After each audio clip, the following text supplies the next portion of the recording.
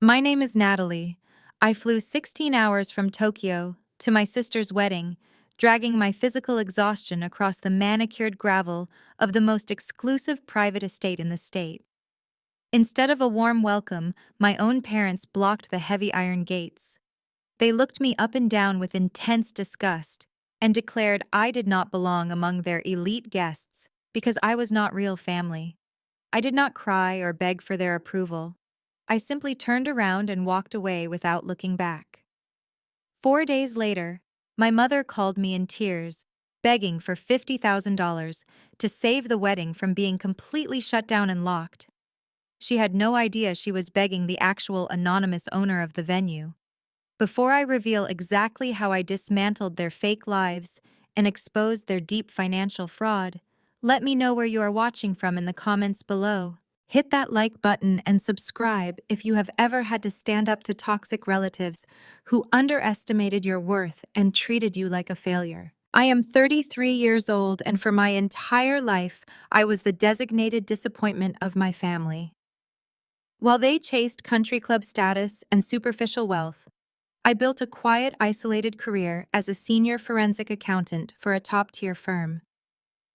My family saw me as a basic desk worker, completely oblivious to my highly successful shadow life as an anonymous commercial real estate magnate. The heavy iron gates of the glasshouse estate loomed above me like a giant, imposing fortress. The white gravel crunched loudly beneath the thick tires of the black town car I had hired from the airport. I stepped out into the crisp morning air, pulling a modest black suitcase behind me. My tailored gray suit was sharp, expensive, but deliberately understated. I had just flown straight from a high-stakes financial audit in Japan, running on pure black coffee, and the misguided hope that my family would finally appreciate my massive effort to attend Brianna's big day. The estate was breathtaking in person. Expansive glass pavilions sparkled under the bright sunlight, surrounded by perfectly manicured gardens, classical stone fountains, and ancient oak trees. It was exactly the kind of overly extravagant venue my sister demanded for her grand societal debut into the wealthy elite. I had barely taken 5 confident steps toward the grand entrance when the heavy oak doors swung open rapidly. My mother, Catherine, marched out onto the sweeping stone terrace. She wore a champagne-colored designer gown that strained against her desperate attempts to look much younger than her 60 years.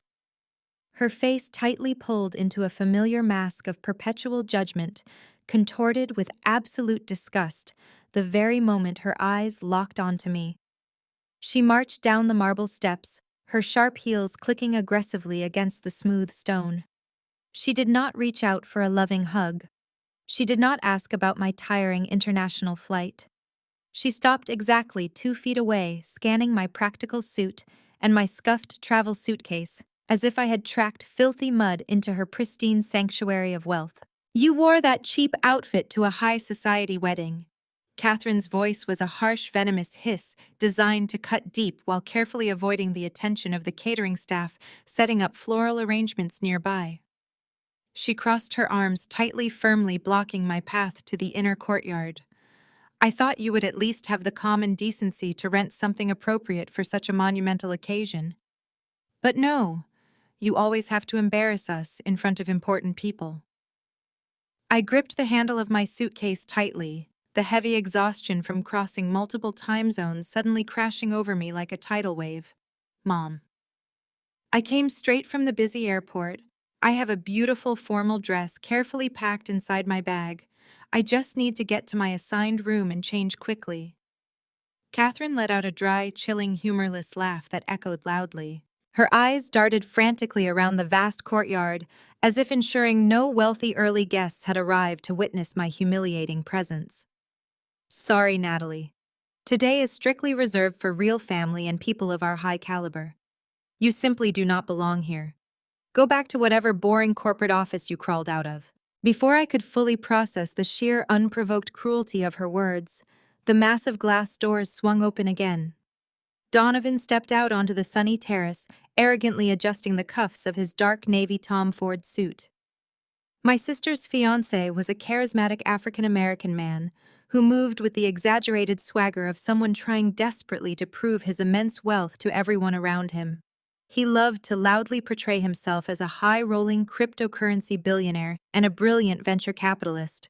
He drove a flashy black Porsche, threw ridiculous amounts of money at expensive dinners, and charmed my gullible parents into absolute submission.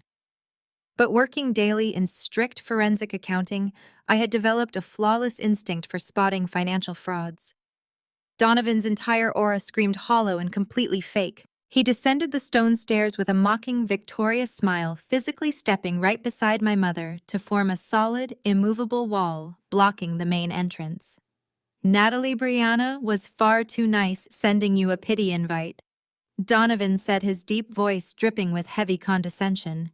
He looked down at me as though I were a pathetic panhandler, asking for spare change on a street corner. My business partners are powerful millionaires. They expect a certain strict level of sophistication. Having a basic desk worker like you sitting quietly at our VIP table drastically depreciates our overall value. We cannot risk you making awkward small talk and completely ruining our essential networking opportunities. Do us all a massive favor and call a cheap Uber back to the city right now." Before I could answer, my father violently threw my suitcase down the stairs. The heavy suitcase slammed against the sharp gravel with a harsh cracking sound that echoed across the courtyard. The impact snapped one of the wheels and sent white dust over my shoes. For a fraction of a second, the entire estate felt dead silent. The catering staff froze, holding trays of crystal champagne flutes. The valet attendants looked away in discomfort. My father stood at the top of the marble steps, breathing heavily, with his hands clenched into fists. He did not look like a man preparing to celebrate his youngest daughter. "Just like when you were 18, Richard sneered, his voice projecting across the open space to ensure maximum humiliation. "You are always trying to ruin your sister's big moments because you failed to get into the Ivy League and she did. You have carried this bitter jealousy for 15 years. Get out of here before I call security and have you physically removed from the premises." The sheer audacity of his rewritten history washed over me. I stood at the bottom of the steps looking up at the man who had funded Brianna's fabricated life. He conveniently forgot that Brianna's Ivy League acceptance was secured by his massive alumni donations, while my rejection was due to him refusing to co-sign my financial aid applications. He had starved my future to fund her prestige. But I did not feel the familiar sting of childhood rejection. I did not feel the desperate urge to cry or scream. The frightened little girl who used to beg for his basic approval had died a long time ago, replaced by a woman who dismantled fraudulent corporations for a living. I calmly walked over to my fallen suitcase. I bent down and hoisted the luggage upright. I brushed the white gravel dust off the black surface with deliberate strokes. I took a deep breath and turned my attention back to the top of the stairs. I completely ignored my mother's victorious smirk and my father's aggressive stance. They were merely supporting characters in this pathetic charade. I focused my gaze entirely on the man who was currently funding their delusions. I walked slowly back up the first 3 marble steps, invading Donovan's carefully guarded personal space. The tall, broad-shouldered man instinctively puffed out his chest, attempting to use his physical size to intimidate me. It was a classic corporate bullying tactic I had seen 100 times in high-rise boardrooms. He crossed his arms defensively, pulling his tailored jacket tight across his shoulders, inadvertently exposing his left wrist. The heavy gold watch caught the morning sunlight, flashing brightly to advertise his supposed wealth. My eyes locked onto the timepiece. My brain immediately registered the glaring errors. A true billionaire commands quiet luxury, but Donovan wore his insecurities loudly. "That Patek Philippe you are wearing is a grade A replica, Donovan," I stated. My voice was incredibly calm, keeping the volume low enough that only the 4 of us could hear the certainty in my tone. I kept my eyes fixed on the watch, completely dismantling his billionaire persona piece by piece. The weight distribution is entirely wrong for a solid gold case. The sweeping mechanism on the second hand has an erratic stutter that you only find in cheap quartz movements. And worst of all, The gold plating on the underside of your clasp is actively chipping away. I can clearly see the cheap brass base metal oxidizing against your skin. Donovan's arrogant smirk vanished instantly. The aggressive posture dissolved as his shoulders slumped forward. He quickly jerked his left arm behind his back, attempting to hide the fraudulent watch beneath the sleeve of his jacket. The sudden movement was jerky and panicked. All the smooth, calculated charm he had displayed just moments ago completely evaporated. His dark eyes widened in genuine terror, darting nervously toward my parents to see if they had processed what I'd just revealed. My parents stood frozen, their brains struggling to comprehend the heavy accusation. Catherine blinked rapidly, her mouth opening and closing as she stared at Donovan's hidden arm. Richard frowned, his aggressive momentum stalling as he tried to decipher the sudden shift in Donovan's demeanor. They were too deeply invested in his billionaire narrative to immediately accept the truth. But the seed of doubt had been firmly planted in their minds. "Have a great wedding, billionaire," I said smoothly, delivering the final blow with a perfectly polite smile. I turned my back on them, denying them any further reaction. I walked away from the grand entrance, my broken suitcase wheels scraping loudly against the gravel. A black luxury cab I had kept waiting idling near the front gate pulled forward to meet me. The driver quickly stepped out, taking my damaged luggage and securing it in the trunk.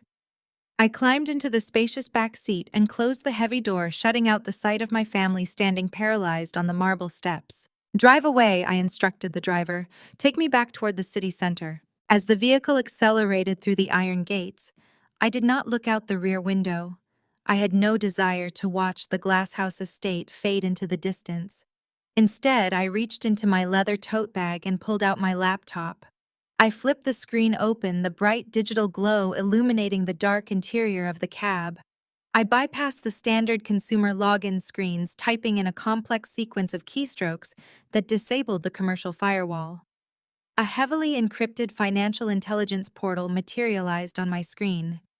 This was the highly restricted software I used to trace hidden offshore accounts, expose corporate embezzlement, and dismantle massive financial frauds for federal agencies. My fingers flew across the keyboard with practiced precision. I entered Donovan's full legal name into the global database search bar. It was finally time to find out exactly how deep his pathetic lies went, and exactly how much of my own family's money he had already stolen. The interior of my hotel suite was silent, a sharp contrast to the chaotic marble steps I had just left behind. I dropped my broken suitcase near the entryway and walked straight to the heavy mahogany desk. My phone began vibrating violently against the glass surface. The screen lit up with a rapid barrage of notifications. The first alert was a system message from my messaging app. I had been removed from the Addams family wedding chat by the administrator. That administrator was my mother. The second alert was a notification from Facebook. Brianna had tagged me in a status update. I unlocked my screen and opened the application. My sister never missed an opportunity to control a narrative, and today was no exception. Her post featured a professionally taken photograph of her and Donovan smiling under a floral archway. The caption underneath was perfectly crafted to solicit maximum sympathy. "It is so sad when a jealous older sister tries to crash your wedding weekend, because she simply cannot stand to see you happy. We tried to include her, but her toxic behavior forced us to make a hard choice. Security handled the situation swiftly. Today is about positive energy and true family only." The comment section was already a digital feeding frenzy. Aunt Susan, the woman who had criticized my weight throughout my adolescence, was the first to reply. She called me a bitter, socially inept failure who needed serious psychiatric help. Cousin Mark chimed in to say I was always the black sheep who could never hold down a real job. My mother added a praying hands emoji, thanking everyone for their support during this deeply trying time. They were tearing me apart in real time to hundreds of mutual acquaintances. A younger version of me would have drafted frantic replies pleading for basic understanding. I would have cried over the sheer injustice of being painted as a villain for showing up to a wedding I was invited to attend. But that version of Natalie no longer existed. I tossed the phone face down onto the mattress. Let them have their digital echo chamber. I had much larger issues to address. I opened my encrypted laptop and brought up the financial intelligence portal I had logged into during the cab ride. The dark interface stared back at me, ready to process whatever data I fed into its classified algorithms. My specialty at the firm was dismantling corporate fraud. I tracked missing billions for international clients. Ripping apart the flimsy financial facade of a small-time grifter like Donovan was going to be effortless. I started with public records. Donovan loved to brag about his venture capital firm, Apex Horizon Holdings. He wore the company name like a badge of supreme honor at family dinners, using it to justify his expensive suits and leased sports cars. I accessed the state business registry and pulled the public limited liability company filings. The documents were incredibly sloppy. The primary business address listed was a virtual mail drop in Delaware. Real billionaires do not run their primary investment firms out of a shared mailbox next to a local dry cleaner. I dug deeper, extracting the employer identification number associated with the firm. I copied the 9-digit tax sequence and pasted it directly into my proprietary forensic accounting software. This program was not available to the general public. It was a customized tracking tool that cross-referenced federal tax databases, international wire transfers, and corporate shell registries in a matter of seconds. I hit the Enter key. The screen went dark for a fraction of a second before a gray progress bar appeared. I poured myself a glass of sparkling water and returned to the desk to watch the progress bar inch forward. Tracking financial data is essentially hunting. You look for footprints people leave behind when they think nobody is watching. Donovan thought he was invincible because he had successfully conned my parents, two people who valued country club prestige over basic due diligence. He thought buying expensive champagne and dropping corporate buzzwords made him bulletproof. He had never faced someone who actually understood how money moved. The progress bar on my screen reached 50%. It paused. The software was aggressively scraping international databases, pulling in data packets from global banking networks. I took a slow sip of my water. The silence in the hotel room was absolute, broken only by the soft hum of my laptop cooling fan. My family was likely celebrating their victory at the estate right now. They were probably raising expensive crystal glasses, toasting to my unceremonious departure, praising Donovan for protecting their elite gathering. They felt entirely secure in their manufactured reality. The computer chimed sharply. The progress bar jumped to 90%. Then the entire interface shifted. The standard blue aesthetic of my tracking software vanished. The screen abruptly flashed to a stark, blinding crimson. A warning siren blared from my laptop speakers. The progress bar turned solid red, indicating a massive high-level anomaly. Lines of data began cascading down the monitor at lightning speed. My eyes tracked the information as it populated into organized columns. The software had successfully bypassed the domestic shell companies and hit the international wire routing system. Red flags were popping up across the entire screen. The system had located exactly 17 offshore accounts linked directly to Donovan and his fake venture capital firm. These accounts were scattered across the Cayman Islands, Cyprus, and Belize. But it was not the location of the accounts that made my pulse accelerate. It was the account balances, or rather, the complete lack of them. Donovan was not a billionaire. He was not even a millionaire. The offshore accounts were entirely empty, acting as rapid transit points for stolen funds. The red alerts flashing across my screen were not just tax irregularities. They were active federal holds indicating global fraud. The flashing red alerts on my computer screen painted a very clear and terrifying picture of Donovan and his supposed venture capital empire. He was not a billionaire. He was a financial parasite. I opened a direct encrypted channel to the Securities and Exchange Commission database, a highly restricted access point granted to me for my work handling massive federal audits. I cross-referenced the empty offshore transit points with the domestic corporate filings for Apex Horizon Holdings. The results populated on my monitor in brutal black and white text. The company had no actual headquarters, no registered employees, and absolutely zero physical assets. The glamorous cryptocurrency fund Donovan proudly bragged about at every family dinner was nothing but a hollow shell company registered to a vacant strip mall unit in Nevada. All of his boasting about market disruption and leveraging blockchain technology was entirely fabricated. There was no proprietary algorithm. There was no elite trading desk. There was only a rented mailbox and a slick website filled with stolen stock photos. I watched the data streams cascade down my screen, mapping out the precise architecture of his fraud. The sheer scale of his lies was absolutely breathtaking. I dug much deeper into the liquidity metrics. Donovan loved to flash his expensive tailored suits and talk loudly about yielding massive financial returns for his elite circle of investors. The reality was a terrifying financial graveyard.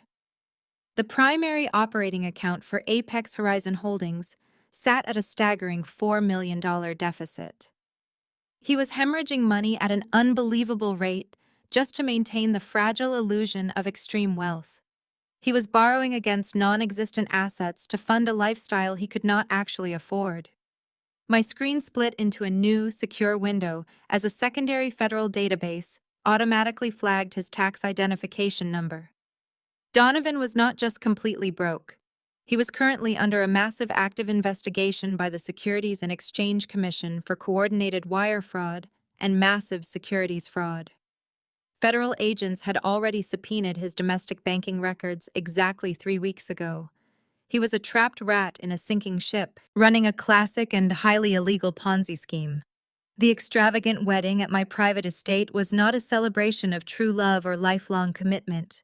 It was a desperate theatrical performance, specifically designed to lure in new wealthy marks to pay off his older, increasingly angry investors before the federal government finally slapped him in handcuffs. He was using my sister as a beautiful prop to validate his fake success. I needed to see exactly how he was keeping this dangerous charade alive right up to the wedding day.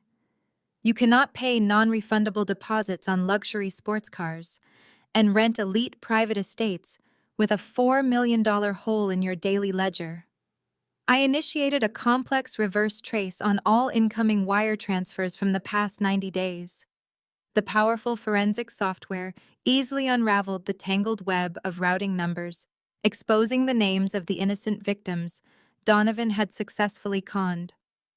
Most were mid-level corporate executives and retired medical professionals, people with enough disposable income to invest, but not enough financial literacy to spot a highly sophisticated scam.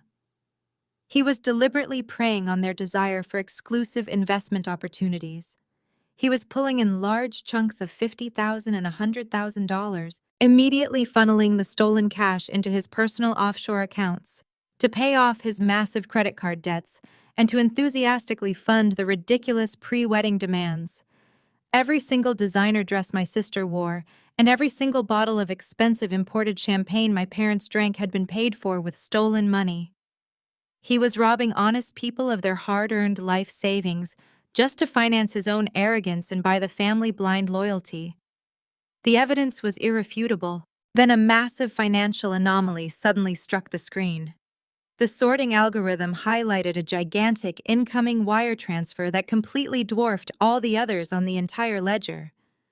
The transaction had been processed exactly 3 weeks ago, perfectly aligning with the exact moment Donovan had confidently booked the final premium vendor packages for the extravagant wedding reception. The amount was a staggering $500,000. It was a clean, direct domestic wire transferred in one single lump sum. This was not a standard investment amount for his usual targets. This was a massive infusion of capital designed to keep his sinking ship afloat just long enough to get through the wedding weekend.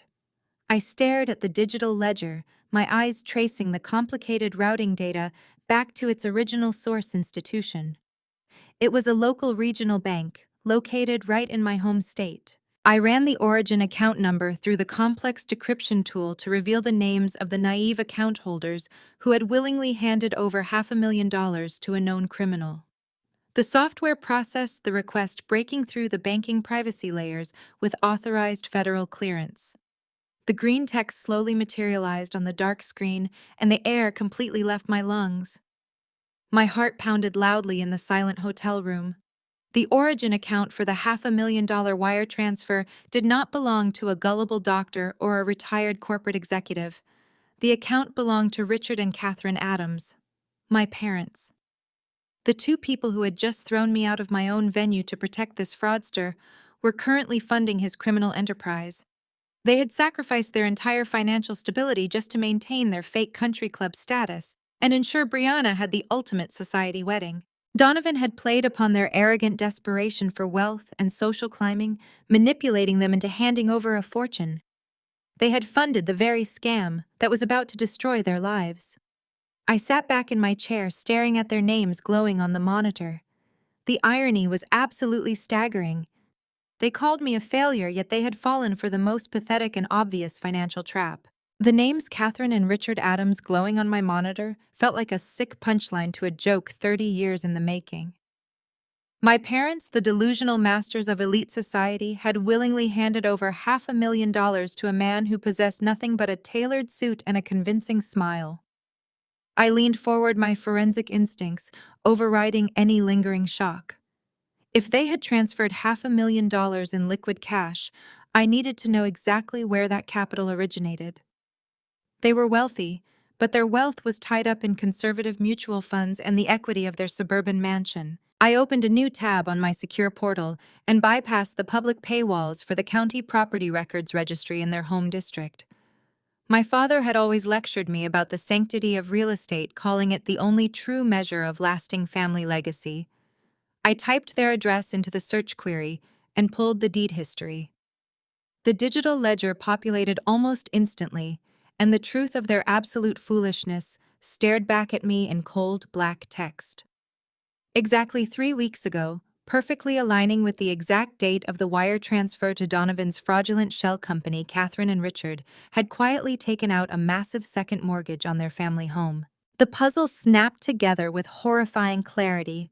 Donovan had not just conned them into paying for Brianna's extravagant wedding. He had played directly to their toxic vulnerability, their relentless greed, and desperate need to appear wealthier. I accessed the attached digital files in the county registry, finding a series of hastily drafted promissory notes filed alongside the mortgage approval.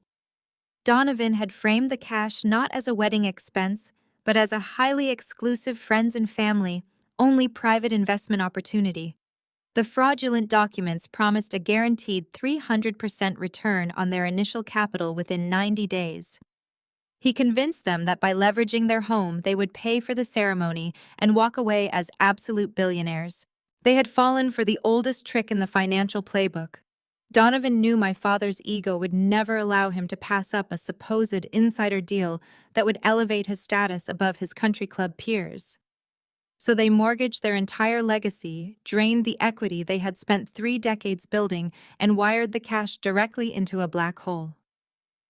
They handed their entire future over to a man who was using their money to pay off angry investors and buy imported caviar for a wedding that was nothing more than a theatrical distraction. A profound silence settled over my hotel room. The magnitude of their impending ruin was absolute. Donovan was currently under active federal investigation. The SEC was already preparing to freeze his assets, dismantle his shell companies, and file criminal charges for wire fraud. When that inevitable hammer dropped, Donovan would go to federal prison, and the $500,000 my parents had leveraged against their home would vanish permanently into the hands of government liquidators and prioritized creditors. Catherine and Richard were going to default on that massive second mortgage. The bank would foreclose on the sprawling suburban sanctuary they loved more than their own children. They would lose absolutely everything. For a fraction of a second, a deeply ingrained, almost involuntary childhood instinct flared in my chest. I felt a sudden urge to pick up my phone, call my father, and warn him. I could show him the red flag, send him the data packets from my forensic software, and perhaps give him enough time to attempt to freeze the transfer or contact his own attorneys. I could save them from public bankruptcy and absolute social destruction. I actually placed my hand over my cell phone, the screen still dark on the mahogany desk. Then my mind flashed back to the courtyard of the Glasshouse estate just 2 hours ago. I heard the harsh, echoing crack of my suitcase hitting the sharp gravel. I saw my father standing at the top of the marble steps, his face twisted in utter disgust as he threatened to call security on his own daughter. I remembered my mother's victorious, mocking smirk as she told me to go back to whatever boring corporate office I had crawled out of. I remembered 15 years of being called a jealous, bitter failure simply because I refused to play their superficial games. They had chosen their golden child, and they had chosen their fake billionaire. I slowly pulled my hand away from the phone. The frightened daughter who desperately wanted to save her family was gone, completely eradicated by the harsh reality of their own actions. They had dug their own financial grave, and I was going to let them fall into it. There would be no warning. There would be no rescue mission. I was going to sit back and watch the federal government tear their manufactured reality to shreds. I closed the county property registry tab and wiped my search history from the portal. I needed to shift my focus back to the immediate situation at the estate.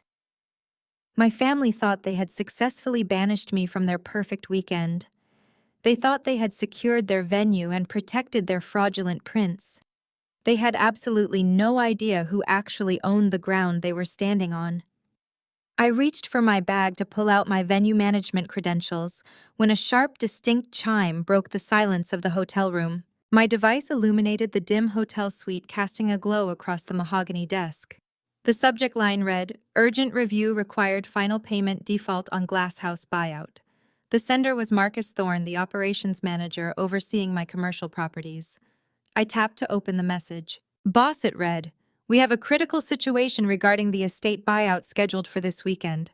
The groom, Donovan Vance, contacted my office in absolute panic. He begged our accounting department for a 48-hour extension on the final $50,000 venue payment.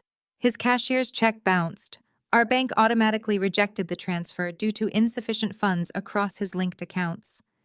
He claims it is a simple international wire delay, but our verification shows zero pending liquidity. Per your operational directives, any final payment default requires immediate cancellation of the event contract. I am requesting your explicit authorization before I lock the gates and instruct security to clear the premises. What are your orders? A slow smile spread across my face. The magnificent irony of the situation washed over me. My parents had just thrown me down the marble steps of the Glasshouse estate, violently demanding that I leave their pristine sanctuary of wealth because I supposedly did not belong among the elite. They had absolutely no clue that I was the anonymous commercial real estate magnate who owned the very ground they were standing on. 5 years ago, I used profits from my forensic accounting firm to establish a blind holding company. I aggressively acquired 4 distressed luxury properties, overhauled their management structures, and transformed them into highly sought event spaces. The Glasshouse estate was my crown jewel. I purchased it silently, hiding my ownership behind impenetrable corporate trusts and strict non-disclosure agreements. My family thought I was a basic desk worker, pushing papers in a cramped cubicle. They never realized I controlled a massive real estate portfolio. And now, the fake billionaire who charmed his way into my family and stolen my parents' entire financial future was begging my operations manager for a $50,000 lifeline. Donovan was completely out of money. The $500,000 he had stolen from my foolish parents was already gone, swallowed up by his massive deficit in desperate attempts to appease his angry investors. He had drained my parents dry, and he still did not have enough cash to cover the venue fee. If Marcus canceled the contract right now, Donovan's entire charade would instantly implode. The gates would lock. The catering staff would pack up their equipment. The floral arrangements would be tossed into dumpsters. The hundreds of wealthy society guests my parents invited to witness their ultimate triumph would arrive to find a dark, empty estate surrounded by highly trained security guards. Donovan's desperate Ponzi scheme required this wedding to happen. He needed this lavish event to project the illusion of extreme wealth, to lure in his next batch of unsuspecting victims. Without the wedding, the illusion shatters, investors panic, and federal agents swoop in to make arrests. I walked to the large window overlooking the city skyline. I looked out at the towering glass skyscrapers, feeling a profound sense of absolute power. My father spent his entire life worshipping the concept of wealth, bowing down to anyone who flashed a heavy watch or drove a leased sports car. He sacrificed his own daughter to protect a man actively destroying his legacy. He bet his home, his retirement, and his dignity on Donovan. I could end it all right now with a single simple text message. I could instruct Marcus to execute the cancellation clause, lock the property, and throw them all out onto the street. It would be entirely justified.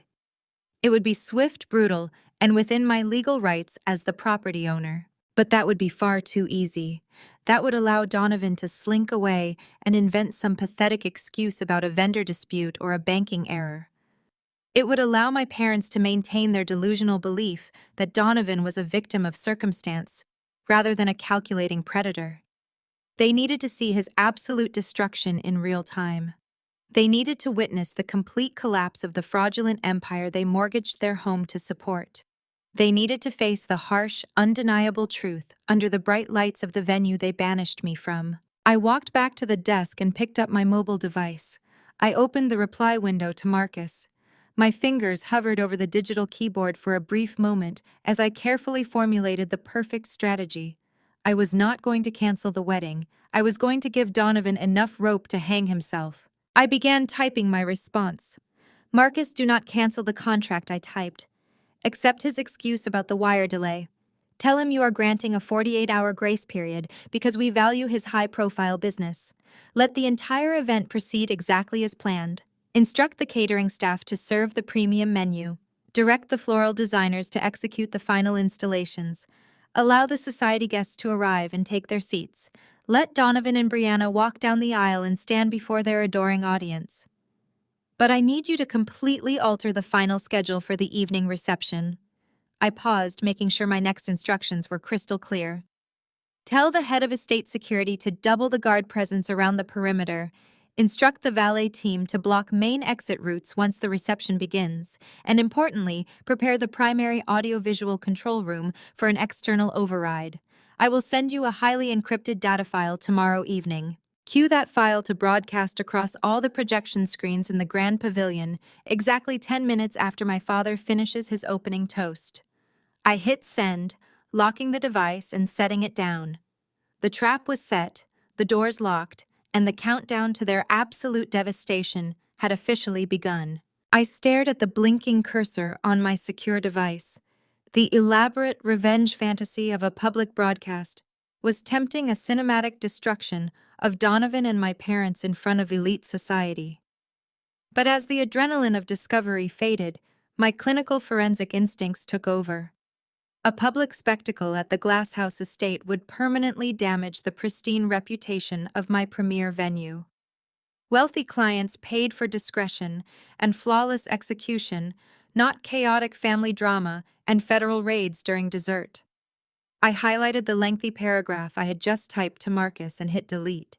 The screen went blank. The most devastating destruction is always perfectly legal and entirely bureaucratic. I began typing a new response, my fingers moving with precise, deliberate strikes across the digital keyboard. Marcus, I typed disregard any grace periods. We do not extend credit to any liabilities. You are to follow the contract strictly. Inform the groom that his fake check has bounced. Give him a final absolute deadline. If the $50,000 wire does not clear by exactly 12 o'clock in the afternoon on the wedding day, cancel all services. Lock the main hall. Do not let anyone inside. I read the words back to myself. They were cold, professional, and completely lethal. I added one final line. If the deadline passes without cleared funds, instruct the security team to secure the perimeter and direct all arriving guests to turn around. No exceptions for the bridal party. No exceptions for the parents. The contract is the absolute law. I hit send and watched the encrypted message vanish from my outbox. Marcus replied less than 2 minutes later with a simple, understood. The trap was no longer a theatrical performance. It was a steel cage. Setting the deadline for noon on the day of the wedding was a masterstroke of timing.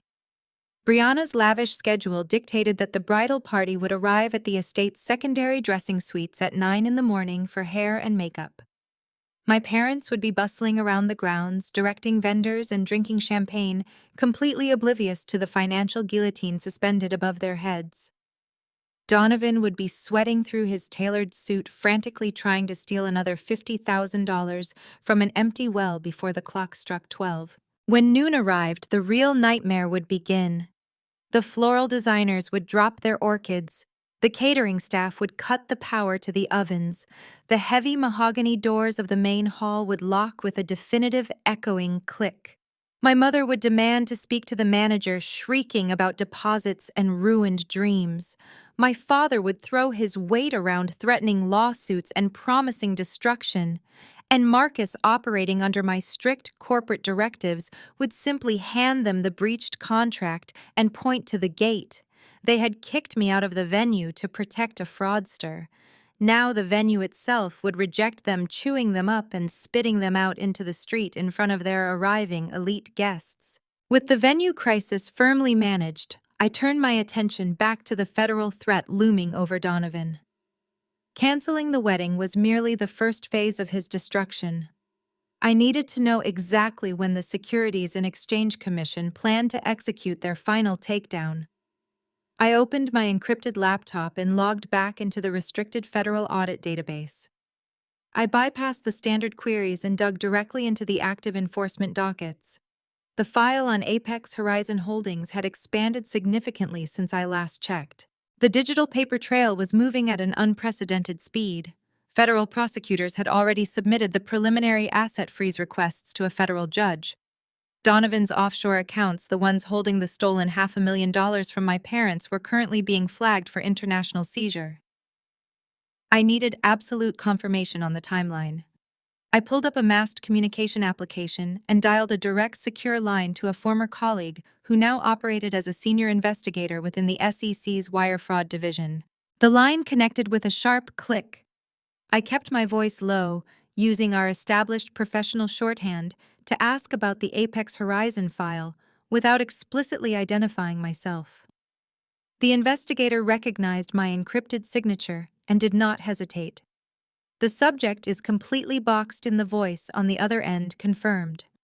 We have established an irrefutable pattern of domestic wire fraud targeting vulnerable private investors. The sweeping asset freeze will be fully executed within the next 48 hours. I pressed for the most critical detail, asking about the physical arrest warrant. The investigator's response sent a rush of cold satisfaction through my veins. The warrant has already been signed by a federal magistrate. The federal apprehension team is already fully mobilized and awaiting final operational orders. The arrest is imminent, and it will be highly public. Donovan was not going to escape. The moment the main hall doors locked at noon, he would be completely out of options, out of money, and out of time. My parents had sacrificed their daughter, their home, and their entire financial future to buy a front-row seat to a federal crime scene. They had mocked my quiet, steady career, entirely blind to the fact that my exact skill set was currently mapping out their absolute ruin. I closed my laptop and set it gently on the wooden nightstand. The glowing red digital numbers on the hotel alarm clock read exactly 2 a.m. I had slightly less than 30 hours before the final deadline struck. I picked up my mobile phone, opened the alarm clock application, and set a specific, unalterable alert for Saturday morning. I wanted to be fully awake, perfectly prepared, and enjoying a quiet, steaming cup of premium coffee when the clock finally struck 12. The alarm was permanently set. The financial trap was perfectly primed. I turned off the small bedside lamp, closed my eyes in the dark room, and waited patiently for the inevitable glorious explosion. The aroma of dark espresso filled my hotel room as I settled into the plush armchair by the window. The wedding morning had finally arrived. Sunlight streamed through the glass, catching the steam rising from my cup, but my attention was entirely captivated by the glowing screen of my iPad. I had established a secure connection directly to the surveillance network of the Glasshouse estate. My screen was divided into a grid of 12 high-definition camera feeds, offering me an omniscient view of my property. It was fascinating to watch the collapse of an empire. The estate grounds were a hive of chaotic activity. Marcus had followed my directives with precision. The caterers, florists, and audiovisual technicians had arrived on schedule but were confined to the exterior perimeter. The sprawling lawns and courtyard were crowded with delivery vans and confused workers. The main doors to the grand pavilion remained firmly locked. The heavy brass handles were chained from the inside. Massive displays of imported white orchids sat wilting in the sun.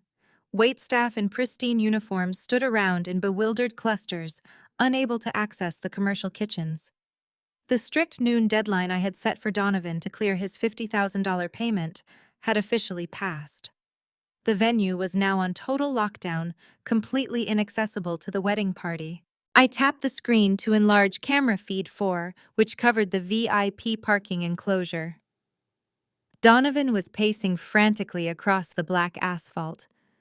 He looked entirely different from the smug aristocrat who had stood in the courtyard yesterday. His tuxedo jacket was discarded, tossed carelessly across the hood of his rented vehicle. His silk tie was undone, hanging loosely around his neck. He was clutching his cell phone to his ear, his face flushed a dangerous shade of crimson. Even without audio, his absolute panic was palpable. I watched him aggressively shout into the device, gesturing wildly with his free hand.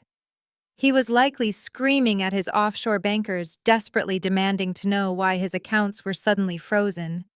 He did not know that the Securities and Exchange Commission had already initiated their sweeping asset seizure. Every single dollar he possessed, including the $500,000 stolen from my parents, was locked down by federal mandate. The walls of his fraudulent reality were rapidly closing in.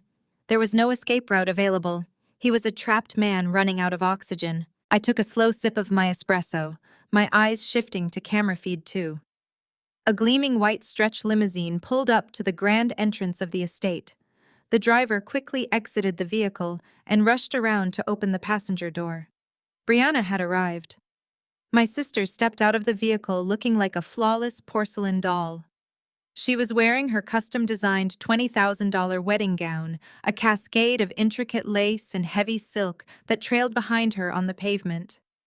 Her hair was styled in perfect curls, and a diamond tiara rested on her head. She was fully prepared to make her triumphant entrance into the venue she believed she rightfully commanded.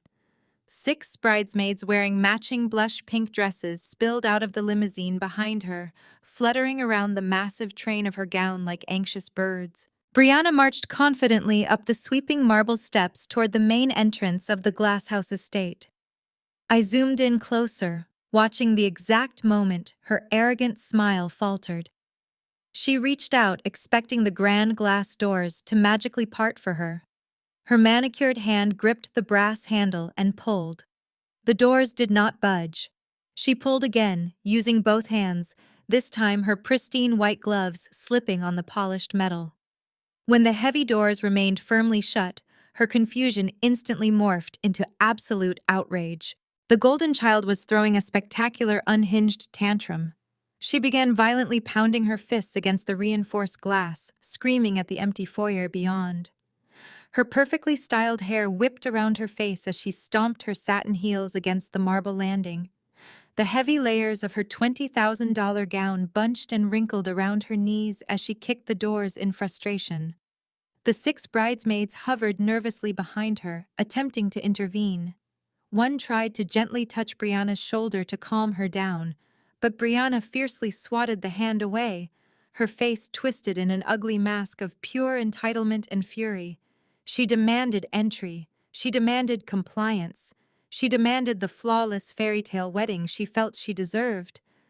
But the glass remained completely unyielding, reflecting her own distorted, furious image right back at her. I leaned back in my chair, entirely captivated by the silent cinema playing out on my screen. The juxtaposition of Brianna's expensive bridal elegance and her grotesque, uncontrolled behavior was deeply satisfying. She had spent her entire life walking through doors that our parents had held open for her, completely shielded from any form of rejection or consequence.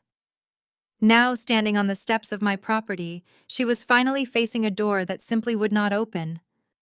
The money they had stolen, the lies they had manufactured, and the arrogance they possessed could not bypass my security systems. My tablet screen continued to stream the magnificent disaster. Donovan had noticed the limousine and was sprinting across the courtyard toward the entrance, his face a mask of absolute terror. He knew the illusion was shattering in front of his bride. He knew he had failed to secure the venue. He reached the bottom of the marble steps, just as Brianna turned around. Her face streaked with ruined makeup and furious tears. I could almost hear the venom in her voice as she began screaming at him, demanding an explanation for the locked doors and idle catering staff. Donovan held his hands up in a desperate, placating gesture, completely unable to produce the lies required to fix the situation. The Prince Charming facade had completely dissolved, leaving only a pathetic cornered criminal standing in the sun. I set my espresso cup down on the table, feeling a profound sense of closure. The trap had sprung with flawless precision. Suddenly, the silence of my hotel room was shattered. My personal cell phone resting beside my tablet began ringing loudly. The harsh sound startled me, pulling my attention away from the live surveillance feed of the collapsing wedding. I glanced down at the glowing screen. The caller identification flashed brightly in the dim room. It was a contact I had not expected to hear from right in the middle of this crisis. The bold black letters read, "Mom, Natalie." Thank God. My mother spoke. She was absolutely hysterical. The haughty, aristocratic drawl she had spent 30 years perfecting was completely gone. She sounded breathless, frantic, and entirely unhinged. "I need you to listen to me very carefully. We have a massive emergency at the venue." I leaned back and took a deliberate sip of my espresso. The dark roast was perfectly bitter.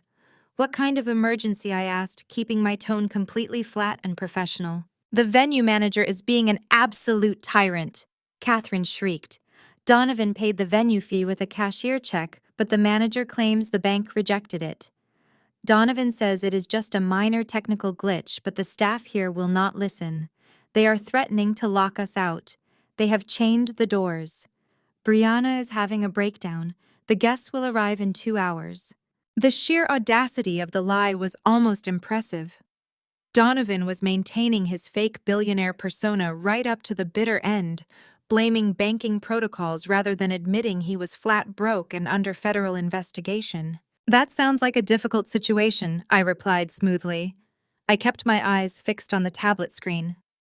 My father had just jogged into the camera frame, his face flushed red as he began arguing aggressively with one of my security guards.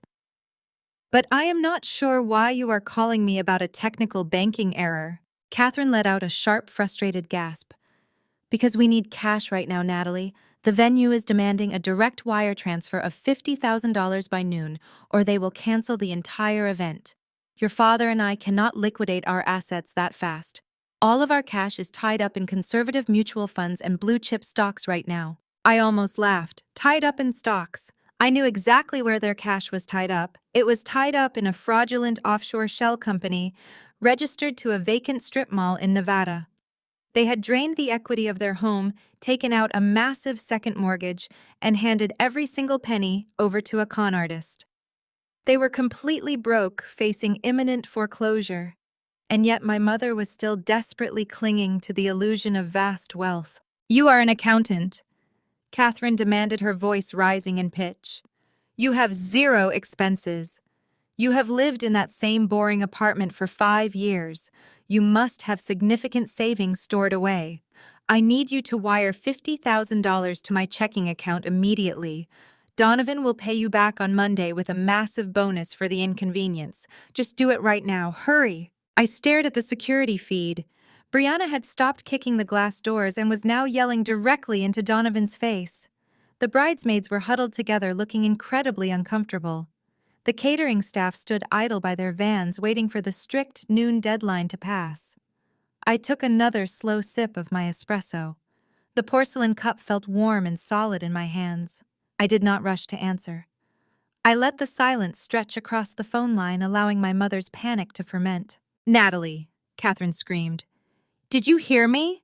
This is an absolute disaster. Wire the funds immediately." "Mom," I finally said. my voice dangerously calm and quiet. Did you not tell me just yesterday that I did not belong at your high society event? Did you not explicitly state that my presence was an embarrassment to the family image? Catherine stammered, clearly thrown off balance by my calm demeanor. Natalie, please. That was yesterday. Everyone was stressed about the wedding preparations.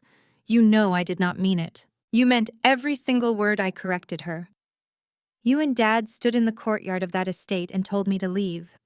You told me to go back to my boring corporate life because I was a jealous, bitter failure. You proudly announced that only true family was allowed to participate in Brianna's perfect day. You chose your fake billionaire groom over your own daughter. This is absolutely no time for your petty grudges, Catherine shrieked. Her voice was shrill enough to cause distortion on the speaker. The guests are going to be here any minute. The mayor is coming. The governor is coming. We will be the laughingstock of the entire state. We are family. You have to help us. We are blood. You only remember we are blood when you need someone to bleed for you, I stated coldly. You mortgaged your entire future to impress strangers. Now you can deal with the consequences, Natalie. I swear to God, if you do not send that money right now, you are dead to me, Catherine screamed. I will make sure you are cut out of everything. I looked at the tablet screen. The digital clock in the corner of the security feed ticked over to 12 o'clock in the afternoon. The deadline had officially arrived. Have a great wedding in the parking lot, Mom, I said quietly.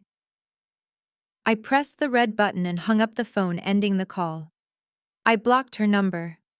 Then I leaned forward and watched the live feed as my armed security team moved in to clear the property for good. The silence in my hotel room lasted precisely 4 seconds. I kept my eyes fixed on the tablet screen, watching the chaotic, silent film playing out on the surveillance feeds.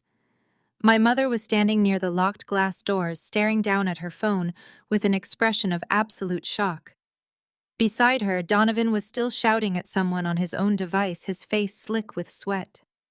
The armed security team I had deployed remained completely impassive, a wall of black uniforms blocking any physical access to the grand pavilion. Then the screen of my mobile phone lit up again. The device vibrated violently against the dark mahogany desk. The caller identification flashed. It was Richard. My father was calling from his own personal number. I did not rush to pick it up. I let it ring, savoring the frantic energy radiating from the vibrating device. I took another slow, deliberate sip of my espresso. On the 4th ring, I pressed the green button and raised the phone to my ear, maintaining my perfectly calm demeanor. I did not offer a greeting. You ungrateful brat. If you don't wire that money right now, I will call the police and report that you stole your mother's diamond necklace before you left. I'll have you arrested for grand larceny. The voice exploding through the speaker was entirely stripped of the polished, authoritative tone my father usually employed. This was the raw, guttural sound of a desperate man who finally realized he was completely cornered and out of options. I watched him closely on camera feed 4. He paced furiously near the parking lot edge, one finger jammed tightly into his opposite ear to block out the chaotic sounds of Brianna screaming at the bridesmaids. The sheer audacity of his fabricated accusation hung heavily in the air between us. He was genuinely trying to use a completely manufactured felony charge to extort his own daughter. He was desperately clinging to the illusion of his absolute power, completely unaware that his entire foundation had already crumbled into dust. It was pathetic to witness his total breakdown. I just sat back and let his frantic, heavy breathing fill the empty silence, analyzing his predictable meltdown from a purely objective standpoint. He fully expected me to panic, to cry, to beg for his mercy. I could picture the veins bulging in his neck as he delivered this empty ultimatum. This was the same man who had dictated every single choice I had ever made, from my university major to my corporate wardrobe, always holding his financial support over my head like a loaded weapon. Now the roles were completely reversed, and he could not handle the terrifying shift in our dynamic. A cold laugh escaped my lips at his blatant attempt to frame me. Dad blackmailing a forensic accountant is a terrible strategy. I paused, letting the reality of his profound stupidity wash over him completely. Do you really think I don't know every single detail of your financial profile? I track missing assets for a living. I know for a fact that Mom sold that specific vintage diamond necklace 3 weeks ago to a private jeweler in Manhattan. She used the cash to cover the final non-refundable deposit for the exotic floral arrangements currently dying outside the venue. There is a digital paper trail for the sale, an official appraisal receipt, and a capital gains tax implication that you have not yet reported. The silence on the phone was absolute. On the surveillance feed, I saw my father freeze mid-stride, his shoulders slumped. Filing a false police report is a severe criminal offense. I continued, my voice dropping to a lethal whisper. Attempted extortion is another, so go ahead, call the police. I think they'd love to visit the venue today. He tried to formulate a response, but only a strangled sound emerged from his throat. The illusion of his absolute control was completely shattered, leaving behind nothing but a desperate, broken man. I watched him physically deflate on the surveillance monitor, dropping his cell phone onto the pavement as the catastrophic reality of his situation finally crushed him beneath its weight. It was a beautiful sight. But they might have to wait in line, I added, delivering the final blow. Because Donovan's offshore accounts were seized by the Securities and Exchange Commission at 6 o'clock this morning, the federal agents are probably already pulling onto the highway. I lowered the phone and firmly pressed the solid red call button, terminating the connection. My fingers moved swiftly across the smooth glass screen. I opened my contact list, selected my father's number, and tapped block caller. I repeated the exact same process for my mother and for my sister. The digital barricade was now fully established. They were entirely sealed inside the disaster of their own making. I placed the phone back on the desk and stood up from the plush armchair. I stretched my arms, feeling raw energy coursing through my veins. The long waiting period was officially over.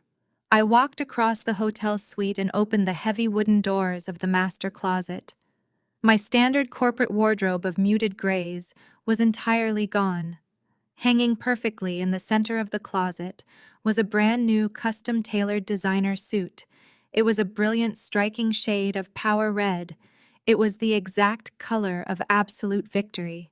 I pulled the jacket off the velvet hanger. The fabric felt heavy and expensive against my skin as I slipped my arms into the sleeves. I fastened the button and adjusted the sharp collar in the mirror. The woman looking back at me was not the quiet, compliant scapegoat who had endured 30 years of constant humiliation. She was a weapon. She was a reckoning. I grabbed my leather handbag and my electronic tablet. I unlocked the heavy hotel room door and stepped out into the brightly lit corridor. It was finally time to go to work. The hotel corridor stretched out before me. The plush carpet and subdued lighting felt inadequate for the energy coursing through my veins. My red suit was a manifestation of the absolute authority I was about to exercise. I retrieved my phone from my handbag, navigating to my contacts with a steady thumb. The first call went to Evelyn Brooks, my lead corporate attorney. Evelyn was a shark in a tailored blazer who specialized in asset protection and surgical litigation. The line rang exactly twice before she answered. "Deploy the ultimate defensive perimeter immediately," I instructed, matching her brisk pace. "The venue contract for the Glasshouse estate has been breached by the client. I want the immediate termination notices formally documented and filed. Furthermore, draft an airtight cease and desist order against my father, Henry Adams. He just attempted to extort me using a fabricated grand larceny charge regarding a necklace my mother voluntarily sold 3 weeks ago. I want him legally cornered before he even finishes his thought." Evelyn let out a low whistle of appreciation. "Consider it done, Natalie. I will have the filings registered with the county clerk within the hour. Should I prepare the divorce filings for Richard as well? Execute the asset freeze protocol on all marital accounts immediately," I commanded. Richard just abandoned the marital home with his mistress and threatened to drain the remaining equity. Lock him out of every financial avenue we legally can. I want his credit cards declined by dinner time. "Understood," Evelyn replied, her rapid typing echoing through the speaker. "I will initiate the maximum legal countermeasures. Happy hunting." I ended the call and did not break my stride as I approached the elevator bank. I pressed the call button and scrolled to the next crucial contact. Sheriff Thomas Miller and I had an excellent working relationship. During my expansion into commercial real estate, I had frequently collaborated with local law enforcement to ensure my newly acquired properties were secured and cleared of illicit activities. I had funded the new communications array for his department anonymously last winter. I knew he respected efficiency and hated white-collar criminals. "Sheriff Miller," I said as he answered, "I have a situation requiring your immediate personal attention at the Glass House estate." Natalie, his deep voice boomed through the receiver. "What kind of trouble are we looking at? I thought you had a massive high society wedding locked in for today." "The wedding is canceled," I informed him cleanly. "The groom, presenting himself as Donovan Sterling, is currently locked outside the main pavilion throwing a tantrum. He is trespassing on my private property. More importantly, he is an active federal fugitive. He is the central target of a massive SEC wire fraud investigation, and a federal magistrate signed his arrest warrant late last night." I heard the sharp intake of breath. "A federal warrant, Natalie. Are you absolutely certain about this intelligence?" "I am a forensic accountant, Thomas," I reminded him smoothly. "I do not deal in speculation. His offshore accounts were frozen at 6 this morning. He is desperate, highly agitated, and currently surrounded by extremely wealthy, easily panicked guests. I need local law enforcement to secure the perimeter and prevent him from fleeing before the federal agents arrive to execute the takedown. I am dispatching 4 units immediately." The sheriff declared, his tone shifting into full operational command. "I will lead the strike team personally." "Do not engage him directly, Natalie. Desperate men do incredibly stupid things." "I will see you there," I promised, terminating the connection. The elevator doors slid open with a soft chime. I stepped inside, pressing the button for the lobby. I had one final coordination to manage. I opened my encrypted messaging application and pinged the SEC investigator I had spoken to during the night. "Target is contained at the Glasshouse estate," I typed rapidly. "Local county sheriff is currently en route to secure the outer perimeter and prevent vehicular escape. What is your estimated time of arrival?" The response popped onto my screen instantly. "Federal apprehension team is mobilizing from the staging area now. ETA is exactly 12 minutes. We will meet you at the main gate. Do not let the target access vehicles." Everything was perfectly aligned. The trap was not just sprung, the steel jaws were slamming shut from every angle. I slipped the phone back into my handbag as the elevator descended smoothly toward the ground floor. I smoothed the lapels of my red suit, feeling an immense, undeniable sense of power.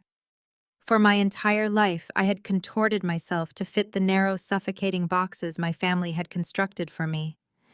I had minimized my success to protect Richard's fragile ego. I had swallowed my father's endless criticisms. I had accepted my sister's blatant disrespect. I had allowed them to label me socially unfit and unworthy. Those days were permanently over. The woman stepping out of the elevator into the sunlit hotel lobby was completely unrecognizable from the dutiful, anxious daughter who had accepted their abuse. I walked across the polished marble floor with predatory grace. The hotel staff instinctively moved out of my path, sensing the force of gravity I was generating. I pushed through the revolving glass doors into the crisp afternoon air. A sleek black luxury SUV idled perfectly at the curb, its tinted windows gleaming in the sunlight. I had arranged the private transportation an hour ago, knowing I needed to arrive at my venue with absolute authority. The driver, a burly man in a black suit, stepped out and opened the rear passenger door for me. He gave a polite professional nod as I slid onto the pristine leather seat. "Where to, Ms. Adams?" the driver asked respectfully, glancing through the rearview mirror as he secured his seatbelt. I looked out the window, watching the city streets blur past, a cool smile spreading across my face. "To my venue," I replied softly. "Let us collect some debts." The interior of the luxury SUV was deathly quiet, insulated entirely from the chaotic city traffic blurring past the tinted windows. I sat in the plush leather seat with my tablet resting on my knees, my eyes locked securely on the live surveillance grid. The digital clock in the upper right corner of the screen shifted from 11:59 to 12 o'clock exactly. The absolute deadline had officially arrived. I did not need to issue any further commands. Marcus and the security team had their strict operational directives to follow perfectly. I watched camera feed 3 as the automated protocols initiated. The decorative courtyard lights, usually kept on to provide an ambient glow for daytime events, abruptly snapped off. The cascading water fountains flanking the grand staircase stopped flowing, the sudden stillness signaling the absolute cessation of all venue services. On camera feed 1, heavily armored security personnel marched toward the towering wrought iron perimeter gates. They pulled the massive steel panels shut with synchronized precision, sliding heavy industrial chains through the thick bars and securing them with heavy-duty padlocks. The glasshouse estate was now officially sealed. The impregnable fortress of luxury had completely shut out the people who thought they owned the world. The timing was devastatingly perfect. The main thoroughfare leading up to the estate was rapidly becoming a severely congested parking lot. A steady procession of chauffeured town cars, sleek silver limousines, and imported sports cars idled bumper to bumper along the manicured driveway. The elite guests of Springfield society were arriving for what they fully expected to be the wedding event of the decade. Instead, they were greeted by locked gates and impassive security guards. I zoomed in on camera feed 6 to observe the growing confusion among the crowd. High-profile guests began emerging from their climate-controlled vehicles, stepping directly into the sweltering, oppressive midday heat. Men wearing custom-tailored heavy-wool tuxedos tugged uncomfortably at their stiff collars. Women in restrictive silk evening gowns and towering stilettos stumbled on the hot pavement, attempting to shield their faces from the brutal sun with expensive clutch purses. The collective irritation was intensely palpable even through a silent video feed. These prominent judges, local politicians, and wealthy country club members were entirely unaccustomed to waiting in lines or being denied immediate entry.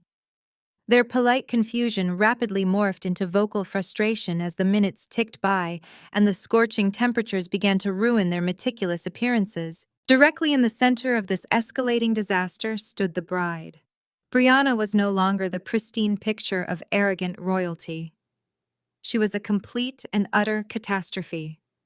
Her $20,000 designer gown, once perfectly flawless, was now visibly stained with sweat and dark dirt around the hem from pacing furiously across the hot asphalt. She was weeping uncontrollably, her fragile body shaking with violent, ragged sobs. The heavy, expensive makeup she had spent hours having professionally applied was completely destroyed. Dark, terrible streaks of black mascara ran down her flushed, angry cheeks, and her perfectly styled blonde hair was clinging to her face in damp, frizzy strands. Her 6 chosen bridesmaids had effectively abandoned their useless, comforting efforts, slowly backing away to preserve their own carefully crafted appearances in the sweltering heat. Beside her, Donovan was putting on the absolute performance of a lifetime. Though the deep cracks in his facade were rapidly expanding outward, he was sweating profusely, the back of his expensive tailored jacket stained incredibly dark with heavy perspiration. He moved frantically among the increasingly angry guests, waving his cell phone wildly and projecting a loud, false confidence. I watched his lips moving easily, deciphering the desperate lies he was spinning to anyone listening. He was repeatedly assuring the furious crowd that it was merely a temporary banking wire delay. He gestured animatedly, blaming strict international security protocols and the difficult time difference involving his fabricated Swiss accounts. He promised everyone that his elite private bankers were handling the minor technical glitch and that the heavy glass doors would swing open at any second. The lie was pathetic, but the elite crowd, desperate for a logical explanation that fit their privileged worldview, seemed momentarily willing to listen. However, the angry murmurs of extreme discontent were growing noticeably louder. The wealthy elite do not tolerate physical discomfort, and the glaring midday sun was absolutely unrelenting. I switched to camera feed 2, focusing on my parents. My father was arguing fiercely with a security guard through the thick bars of the locked gate, his face a shade of dark purple. He was threatening massive lawsuits and demanding to speak directly to the actual owner, oblivious to the fact that the true owner was watching his humiliation on a digital tablet from the back seat of an approaching luxury SUV. My mother Catherine was trapped in a different kind of terrible nightmare. I watched her perfectly curated social standing evaporate before her eyes. Several wealthy women from her exclusive country club were fanning themselves aggressively, shooting glaring, incredibly judgmental looks in her exact direction. Catherine could easily handle losing money and she could handle losing a daughter, but she absolutely could not handle losing her pristine social reputation. The public embarrassment of hosting a failed, locked-out wedding was destroying her sanity. Driven by pure social panic, she decided to take control of the failing narrative. Catherine pushed her way through the heavily sweating, thoroughly disgruntled crowd. She marched toward the front of the locked courtyard, her designer heels clicking sharply against the hot pavement. She located a wide, decorative stone planter situated right near the main iron gates and climbed onto it with an awkward, desperate determination. Elevating her entire body high above the chaotic sea of ruined wool tuxedos and melting makeup, she raised both of her hands to command the immediate attention of the furious high society crowd, fully preparing to deliver a grand public announcement to somehow magically save her completely shattered pride. Catherine stood precariously on the edge of the decorative stone planter, towering above the frustrated masses. She adjusted the collar of her expensive silk dress, channeling every ounce of her country club presidency training. She clapped her hands together, a sharp, authoritative sound that sliced through the angry murmurs of the sweltering crowd. The sea of restless guests gradually turned their attention toward her, their frustrated faces tight with impatience. Catherine projected her voice across the locked courtyard, ensuring every single prominent judge, local politician, and wealthy socialite could hear her fabricated narrative. She took a deep theatrical breath, pressing a hand to her chest in a calculated display of profound maternal distress. "Ladies and gentlemen, I apologize," Catherine announced, her voice ringing with practiced sorrow. "Please, I beg for your patience and understanding during this incredibly difficult moment. We are the unfortunate victims of a targeted, malicious cyber attack. My eldest daughter, Natalie, who is deeply unstable and severely jealous of her sister's absolute happiness, has maliciously hacked into Donovan's private banking accounts to intentionally ruin this day. We are contacting the FBI as we speak." The collective gasp from the elite crowd was instantaneous and dramatic. Shocked whispers rippled through the mass of sweating, uncomfortable guests. Wealthy matrons clutched their expensive handbags, scandalized by the severe accusation. Catherine stood tall, absorbing the sympathetic stares like pure oxygen. She was perfectly willing to throw her own flesh and blood to the wolves, branding her daughter a cybercriminal if it meant preserving her pristine social standing. She painted a vivid, completely fabricated picture of a bitter, deranged spinster sabotaging a beautiful union out of pure, unadulterated spite. It was a masterclass in psychological manipulation and shifting blame. Below the stone planter, Brianna immediately recognized the strategic value of her mother's vile lie. She seized the opportunity to elevate her performance. Brianna buried her face in her hands and wailed significantly louder, projecting the agonizing sorrow of a completely innocent victim. She swayed on her high heels, pretending her legs could no longer support the weight of her sister's supposed betrayal. Two bridesmaids rushed forward to catch her by the elbows, murmuring soothing words of comfort, while glaring indignantly at the locked iron gates. Brianna let her head fall back, ensuring the crowd could clearly see her wet, crying face and ruined makeup. She played the tragic heroine flawlessly, completely leaning into the narrative that her malicious older sister had robbed her of a fairy tale wedding. Richard stepped forward to join the spectacle. He wrapped a protective fatherly arm around Brianna's shaking shoulders and nodded gravely at the audience. He validated every single word of Catherine's toxic lie. He looked out at his business associates and golfing partners, his face set in an expression of grim determination. He shook his head slowly, playing the role of a heartbroken patriarch forced to deal with a delinquent child. He muttered to the men closest to him about my supposed history of mental instability and extreme financial jealousy. He actively confirmed the story that I had weaponized my accounting skills to freeze the wedding funds in a fit of psychotic rage. The guests, hungry for a scandalous explanation that did not involve the wealthy groom actually being flat broke, swallowed the deception entirely. They began expressing loud outrage on behalf of the Adams family, their anger shifting away from the venue management and directing itself entirely toward me. However, while Catherine, Richard, and Brianna reveled in the sudden wave of public sympathy, Donovan was experiencing a very different reality. The groom stood frozen near the edge of the courtyard, his face draining of color. He knew the absolute truth. He knew my capabilities as an accountant, and he knew perfectly well his offshore accounts were completely empty because federal agents froze them, not because of a jealous sister pulling a prank. He recognized that Catherine's loud public declaration about contacting the Federal Bureau of Investigation was the absolute last thing a man with an active federal warrant needed. Her attempt to save face had just placed a massive glowing target directly on his back. The lie was escalating a local civil dispute into a federal inquiry. Donovan's eyes darted frantically around the perimeter. He scanned the locked gates, the imposing security guards, and the line of idling cars blocking the main driveway. The walls were closing in rapidly. He began breathing heavily, wiping a steady stream of sweat from his forehead with a trembling hand. The arrogant billionaire persona was entirely gone, replaced by the terrified demeanor of a cornered fugitive. He realized that remaining in the center of this highly public, rapidly escalating scene was incredibly dangerous. He needed an exit strategy, and he needed it immediately before actual law enforcement arrived to investigate Catherine's false hacking claims. He moved quickly through the distracted crowd, keeping his head down to avoid eye contact with the sympathetic guests. He reached Richard, who was still busy accepting condolences from a local city councilman. Donovan grabbed the panicked older man forcefully by the upper arm, his grip desperate and tight.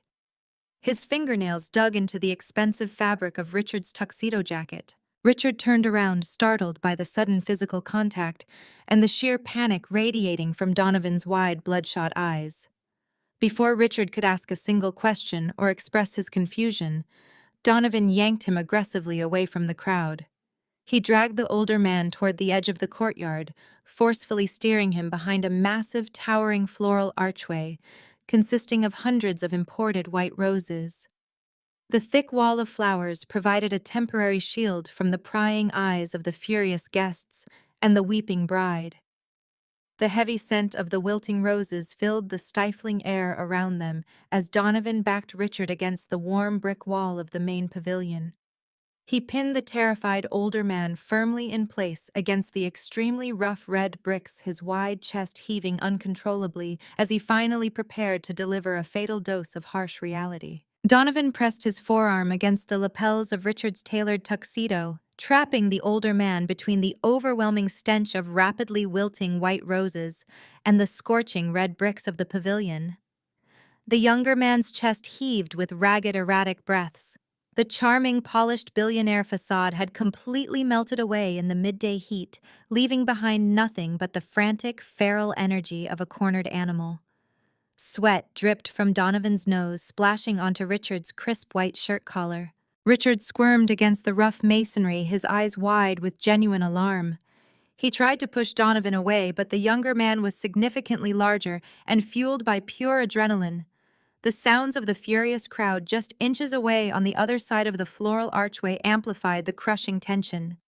Catherine was still shouting from her stone planter, her shrill voice echoing across the locked courtyard, promising the guests that the situation would be resolved momentarily. "Richard, listen to me!" Donovan hissed, his voice a desperate, gravelly whisper that cut through the ambient noise. "My funds are frozen internationally. The Swiss Banking Authority initiated a mandatory compliance lockdown on all my major offshore accounts this morning. It is a standard anti-laundering protocol for transactions exceeding $50 million, but it has completely paralyzed my liquid assets." Richard blinked, struggling to process the rapid influx of financial jargon while being physically pinned against a wall. A compliance lockdown. Donovan, the venue manager, is threatening to call the police. Catherine just told the entire country club that Natalie hacked you. You need to fix this right now. We are the laughingstock of the state. I am trying to fix it. Donovan snapped, his grip tightening viciously on Richard's jacket. But I need liquidity to bypass the European freeze. If you sign over your retirement 401k as collateral right now, my private broker can front the cash to open these doors immediately. I will pay you back triple on Monday morning, the absolute second the Swiss lockdown lifts. The sheer magnitude of the request hit Richard like a physical blow. His 401k represented the entirety of his remaining safety net. He had already remortgaged the house, liquidated his standard stock portfolio, and drained the joint savings accounts to fund this extravagant wedding spectacle. The retirement fund was his absolute last line of defense against total financial ruin. I cannot do that, Richard stammered, shaking his head frantically. That is everything I have left. That is my entire future. Donovan leaned closer, his expression twisting into a predatory sneer. He knew exactly which buttons to push to manipulate the older man. Your future, Richard, look around you. Listen to your wife screaming on that planter. Listen to the mayor complaining about the heat. Look at the governor pacing by the locked gate. If those doors do not open in the next 5 minutes, you have no future. Your reputation in this city will be permanently destroyed. You will be a total pariah. The psychological strike was devastatingly accurate. Richard possessed a fatal flaw, and Donovan was weaponizing it with surgical precision. For Richard, public perception was the only currency that actually mattered. The thought of facing his elite peers, his golfing buddies, and his business associates as a complete failure terrified him far more than the prospect of eventual bankruptcy. He could always try to earn more money, but a ruined social reputation in Springfield was a permanent death sentence. The heavy, suffocating heat of the courtyard seemed to press in on Richard from all sides. He could hear Brianna wailing hysterically just beyond the roses, her cries piercing the thick, humid air. He imagined the smug, judgmental whispers of the country club elite spreading through the city like wildfire. They would say he was a fraud, a man who could not even afford to marry off his favorite daughter. Donovan watched the internal calculation playing out across Richard's sweating face. The younger man lowered his voice, adopting a soothing, conspiratorial tone. It is just a temporary bridge loan, Richard. A simple collateral transfer to save the day. You save your daughter's wedding, you save your wife's pride, and you walk away on Monday with a massive return on your investment.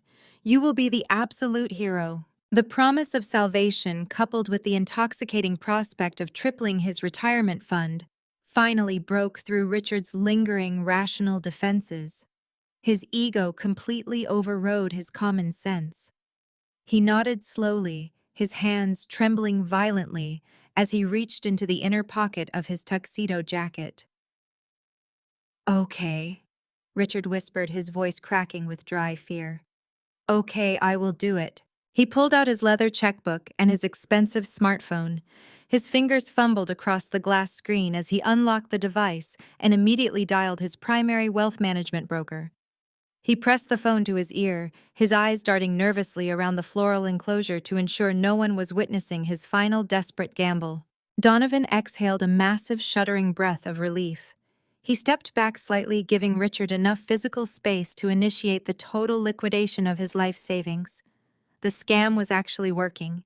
Donovan knew perfectly well that there was no Swiss banking freeze and absolutely no private broker waiting to front the cash. He just needed Richard's liquid funds transferred directly into an untraceable cryptocurrency wallet so he could secure immediate transport out of the country before the federal agents cornered him. Richard paced in a tight, agitated circle, waiting for his broker to answer the emergency line. He clicked his expensive gold pen, preparing to authorize the catastrophic collateral transfer that would finalize his complete financial destruction. Donovan hovered over him, like a starving vulture waiting for a dying animal to take its final breath. Suddenly, the tense, suffocating atmosphere in the courtyard shifted dramatically. The angry murmurs of the sweltering crowd abruptly ceased, replaced by a strange collective silence.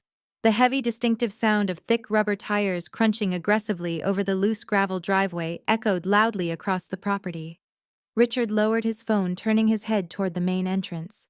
Donovan froze, the blood draining from his face, as a sudden wave of primal terror washed over him. Three massive black luxury SUVs with heavily tinted windows pulled up in a synchronized tactical formation, coming to a sudden aggressive halt directly in front of the locked iron gates of the estate. The three massive black SUVs did not stop to ask for permission. As the heavy vehicles idled inches from the wrought iron perimeter, a distinct electronic hum vibrated through the thick steel bars. Without a single security guard touching the padlocks or the heavy industrial chains, the massive gates smoothly glided open. The automated security grid recognized the primary access code of the true property owner. The lead SUV lurched forward entirely, ignoring the congested bumper-to-bumper nightmare of chauffeured limousines blocking the main paved driveway. Instead, the driver cranked the steering wheel hard to the right, jumping the concrete curb with a violent jolt. The heavy, thick-treaded tires slammed down onto the pristine, meticulously manicured front lawn of the glasshouse estate. The two trailing SUVs immediately followed suit in perfect synchronization. The convoy tore through the immaculate green turf, churning up massive chunks of wet soil and completely destroying the expensive award-winning landscaping. They drove with aggressive, deliberate purpose straight toward the main courtyard, where the sweltering, thoroughly confused high society crowd stood paralyzed in shock. Behind the towering wall of white roses, Donovan dropped his hands from Richard's jacket, the color draining entirely from his sweating face, as the deep rumble of the approaching engines vibrated through the brick wall. Richard slowly lowered his smartphone, the call to his private wealth broker, completely forgotten, as he stared blankly at the approaching convoy. The vehicles slammed their brakes simultaneously, coming to a sharp, aggressive halt directly in the center of the ruined lawn, completely cutting off the crowd from the main pavilion. The heavy passenger door of the lead SUV swung open. Natalie stepped out into the oppressive midday heat, radiating an aura of absolute, uncompromising authority. She was not the quiet, easily intimidated scapegoat the Addams family had spent decades mocking and discarding. She wore a striking, impeccably tailored crimson-red power suit that commanded instant attention and radiated total dominance. Her posture was flawless, her expression completely unreadable behind a pair of dark, designer sunglasses. She surveyed the chaotic, sweating crowd of prominent judges, local politicians, and furious socialites with icy detachment. From the rear doors of her vehicle, two sharp, extremely serious corporate lawyers emerged, clutching thick leather briefcases packed with ironclad legal documents and forensic financial records. Simultaneously, the doors of the second SUV opened, and the local county sheriff stepped out fully uniformed, his hand resting casually on his utility belt. He was flanked by two armed deputies who immediately took up defensive positions on either side of the vehicles. This was not a family negotiation. This was a hostile corporate takeover and a criminal intervention rolled into one devastating package. Natalie stood firmly in front of the lead vehicle, the brilliant red of her suit sharply contrasting against the sleek black metal and the churning brown mud of the destroyed lawn. She removed her sunglasses with a slow, deliberate motion, locking her steady gaze directly onto the stone planter where her mother still stood frozen in absolute terror. A wave of bewildered murmurs washed through the elite crowd. These wealthy guests had just been told by Catherine that Natalie was a deranged, deeply unstable cybercriminal who had maliciously hacked Donovan out of pure jealousy. Yet the woman standing before them did not look like a frantic, desperate hacker. She looked like an untouchable corporate titan arriving with a private legal army and official law enforcement. The guests began whispering frantically, their loyalties and assumptions rapidly fracturing as the local sheriff respectfully nodded to Natalie, silently confirming her absolute authority over the entire situation. Catherine remained trapped on top of the decorative stone planter, her mouth opening and closing like a suffocating fish. Her carefully curated narrative of victimhood had just completely evaporated. Directly below her, the performance of the century came to an abrupt, violent end. Brianna stopped her hysterical wailing the exact second her eyes landed on the crimson-red suit. The tears completely vanished from her flushed face, instantly replaced by a mask of pure, unadulterated rage. The realization struck the bride with the force of a freight train. Her older sister was not hiding in shame. Her older sister was the one who had locked the gates, shut off the fountains, and brought the local police to her fairy tale wedding. The jealousy and visceral hatred Brianna had harbored her entire life boiled over, completely destroying her fragile facade of innocent victimhood. Brianna let out a feral, ear-piercing scream that echoed violently across the silent courtyard. She violently shoved her two comforting bridesmaids away, sending them stumbling backward into the crowd of sweating guests. She abandoned every single ounce of her carefully crafted bridal dignity. Brianna grabbed the heavy sweat-stained layers of her $20,000 designer silk gown in both hands and hiked the expensive fabric up past her knees. Ignoring the blistering heat of the asphalt and the ruined state of her towering stilettos, she charged forward. She sprinted aggressively across the torn, muddy grass, her face contorted into a terrifying snarl of absolute fury, completely ignoring the stunned gasps of the heavily perspiring crowd. She bypassed the heavily armed, shocked security guards and utterly ignored the loud, stern warning shout from the local sheriff. Brianna was completely unhinged, driven entirely by a lifetime of arrogant entitlement, bitter resentment, and blind, explosive wrath. She closed the distance between the courtyard and the black SUVs. In seconds, her eyes locked directly on her older sister's calm, impassive face.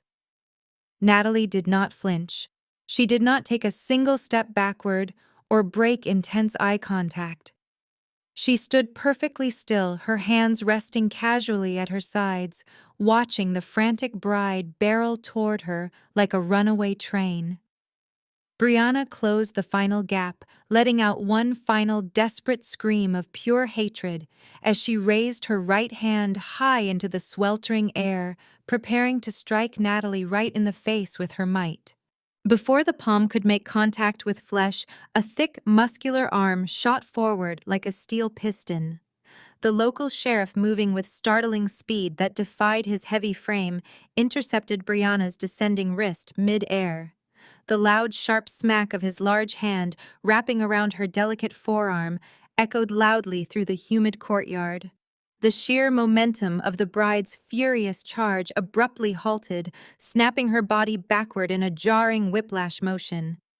Brianna let out a stunned, breathless gasp as the seasoned law enforcement officer squeezed her wrist tightly, completely immobilizing her arm. He did not issue a polite warning or offer a gentle reprimand. He stepped solidly between the two sisters, using his physical bulk to create a rigid, impenetrable barricade, and shoved the hysterical bride backward with a firm, authoritative thrust. Brianna stumbled awkwardly on the torn, muddy grass, her expensive designer stilettos sinking deep into the ruined turf. She threw her arms out wildly to regain balance, the heavy layers of her silk gown dragging heavily in the wet dirt. The humiliation of being manhandled by a uniformed officer in front of Springfield's elite instantly ignited a new, volatile level of rage within the bride. Her perfectly styled blonde hair was completely disheveled, wild strands sticking to her damp, flushed cheeks. She pointed a trembling, accusatory finger directly at her older sister, her face contorted into an ugly mask of pure venom. "What are you doing here?" Brianna screamed, her shrill voice breaking with manic intensity. "You hacked my fiancé's private accounts, you absolute psycho! You ruined my wedding day out of pure jealousy! Arrest her!" She turned her wild, furious gaze toward the sheriff, stamping her muddy heel forcefully against the ground. "Do your professional job and arrest this criminal right now." Natalie did not flinch. She did not raise her hands defensively, nor did she offer a single word of rebuttal to the frantic, screaming woman standing mere feet away. Her face remained a masterclass in stoic, icy indifference. She slowly lowered her designer sunglasses, letting them rest on the bridge of her nose. and observed her sister's complete psychological meltdown with the mild detached curiosity of a scientist watching a frantic insect trapped in a glass jar. There was absolutely no anger in Natalie's dark eyes, no vindictive glee, and certainly no fear. There was only a cold, calculated emptiness that was vastly more terrifying than any loud screaming argument could ever be. She did not even blink at the outrageous accusations being hurled across the lawn. With a slow, deliberate exhalation, Natalie simply adjusted the lapel of her tailored crimson jacket, effectively dismissing Brianna's existence entirely. She smoothly sidestepped the crying, furious bride, bypassing her as effortlessly as one might walk around a discarded piece of trash on the sidewalk. She did not look at her mother, who was currently frozen on top of the decorative stone planter, her mouth hanging open in a silent scream of absolute social horror. She did not look at her father, who was actively cowering near the wrought iron gates, his face a sickly shade of ash gray, as he realized the true magnitude of the disaster unfolding before him. Natalie kept her gaze fixed forward, her designer heels clicking with sharp rhythmic precision against the paved courtyard pathway. The two severe corporate lawyers immediately fell into step right behind her, their expensive leather briefcases held tightly against their sides. The armed deputies flanked the small procession, creating a secure moving perimeter that forced the bewildered guests to scramble hastily out of the way. The dense crowd of wealthy country club members, prominent judges, and local politicians parted like the Red Sea, falling back to avoid making eye contact with the imposing woman in the red suit. The collective whispers of the elite attendees shifted rapidly from sympathetic outrage on behalf of the Addams family to a deep, palpable fear. The power dynamic of the entire afternoon had completely inverted in the span of 60 short seconds. The wealthy guests recognized raw, unadulterated power when they saw it, and it was currently radiating off Natalie in waves. Natalie continued her determined march directly toward the towering main pavilion. Her dark eyes locked onto the senior operations manager of the Glass House estate, who was standing rigidly beside the massive heavy steel doors that led into the grand ballroom. He was a tall, distinguished man in a dark tailored suit usually tasked with catering to the endless trivial demands of the wealthy elite. As Natalie approached, the surrounding security guards instantly snapped to rigid attention, straightening their postures and lowering their hands from their radios. The sheer overwhelming tension in the humid air was thick enough to physically suffocate a person. Brianna watched her sister's back, her mouth hanging open in stunned, silent disbelief. She realized her screams were completely ineffective, bouncing uselessly off Natalie's impenetrable armor of total indifference. Catherine clutched her chest, her carefully constructed world of social dominance crumbling into fine dust around her designer shoes. In the deep shadows of the fragrant white rose archway, Donovan desperately pressed himself flat against the hot brick wall, holding his breath, silently praying that the corporate executioner walking across the courtyard would somehow overlook his pathetic existence. He was trapped completely like a cornered rat. Natalie finally stopped directly in front of the locked glass doors, her very presence demanding immediate compliance. The senior operations manager did not hesitate for a second. He did not ask for identification, nor did he consult a guest list or look toward Catherine for approval. He stepped forward with absolute, undeniable, total deference. He clasped his hands together in front of him and bowed his head slightly, offering a gesture of profound professional respect that silenced the final murmurs of the bewildered crowd. "Good afternoon, Ms. Addams," the senior manager announced, his voice carrying clearly across the silent, sweltering courtyard. "The prestigious venue is locked down exactly as you directed." The manager's voice carried over the ruined lawn. The silence that followed was deafening. The murmurs of the wealthy guests died instantly. Local politicians stood paralyzed, staring at the woman who commanded absolute deference from the manager of the exclusive property. Catherine broke the silence. She threw herself off the stone planter, her heels hitting the hot asphalt with a sharp crack. She shoved past two bewildered judges, her face a mask of frantic confusion. She stared wildly between the bowing manager and her oldest daughter. "Boss!"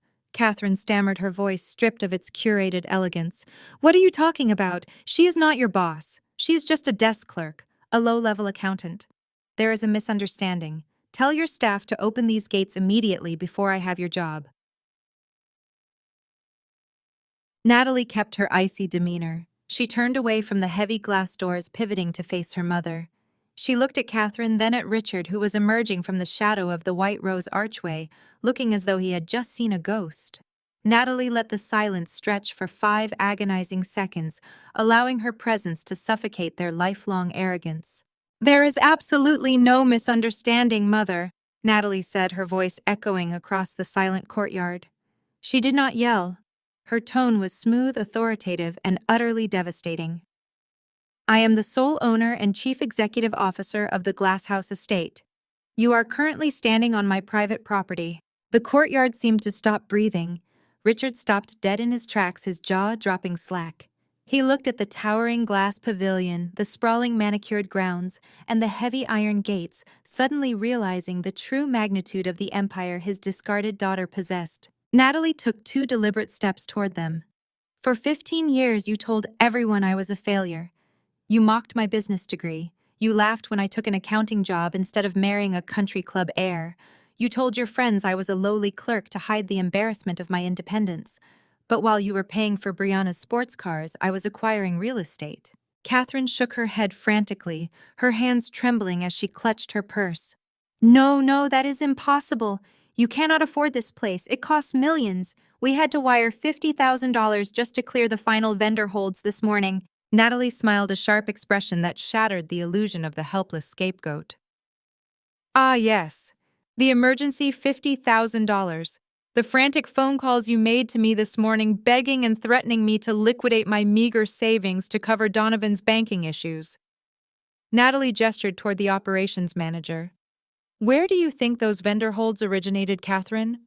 The money you were demanding I pay to save your golden child's wedding, you were literally begging me to pay myself." The absolute shock on Richard and Catherine's faces was cinematic. The blood drained from Richard's face so rapidly he looked physically ill. The patriarch, who had spent his entire life valuing financial dominance over familial love, was standing on property owned by the daughter he had ruthlessly cast aside. Catherine swayed on her feet, her social standing evaporating into the humid air. The elite guests Catherine desperately wanted to impress were watching the Addams family get publicly dismantled by their discarded child. Brianna stood a few yards away, still held back by the sheriff. The sheer force of Natalie's revelation hit the bride like a physical blow. The bouquet of imported white orchids slipped from her trembling fingers. The flowers hit the muddy grass with a dull thud, scattering delicate petals across the ruined lawn. The golden child, the perfect daughter, who had always received everything she demanded, was suddenly nothing more than a trespassing guest at her sister's estate. The fairy tale wedding she had weaponized to make everyone else feel inferior was dependent on the goodwill of the woman she had just tried to assault. "You planned this!"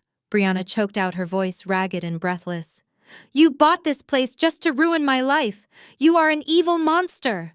"I bought this estate 3 years ago because it was a prime commercial asset," Natalie corrected coldly, not glancing at her sister. "You booked it because you needed the most expensive venue in the state to feed your massive ego. I simply allowed the booking to proceed. I wanted to see exactly how far your entitlement would go. I wanted to see if you would expect me to fund your lifestyle when your billionaire groom inevitably ran out of cash." The crowd of prominent guests absorbed every single word. They were witnessing a brutal exposure of a family's darkest, most toxic dynamics. The Addams family, who had spent decades projecting an image of flawless wealth and superiority, was being stripped bare, revealing nothing but greed, manipulation, and arrogance. While the crowd remained fixated on the dramatic confrontation between the Addams women movement flickered in the background. Donovan realized his carefully constructed scam had spectacularly failed. The gates were locked by the actual owner, the local sheriff was actively standing on the lawn, and Richard was far too traumatized to sign over his retirement funds. The fake billionaire knew he was out of time and out of options. He needed to escape before the authorities started asking questions. Keeping his head down, Donovan slowly detached himself from the brick wall.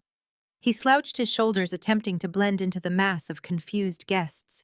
He took a cautious step backward, trying to silently inch his way toward the edge of the crowd, desperately plotting a route toward the parking lot where he might be able to steal a vehicle.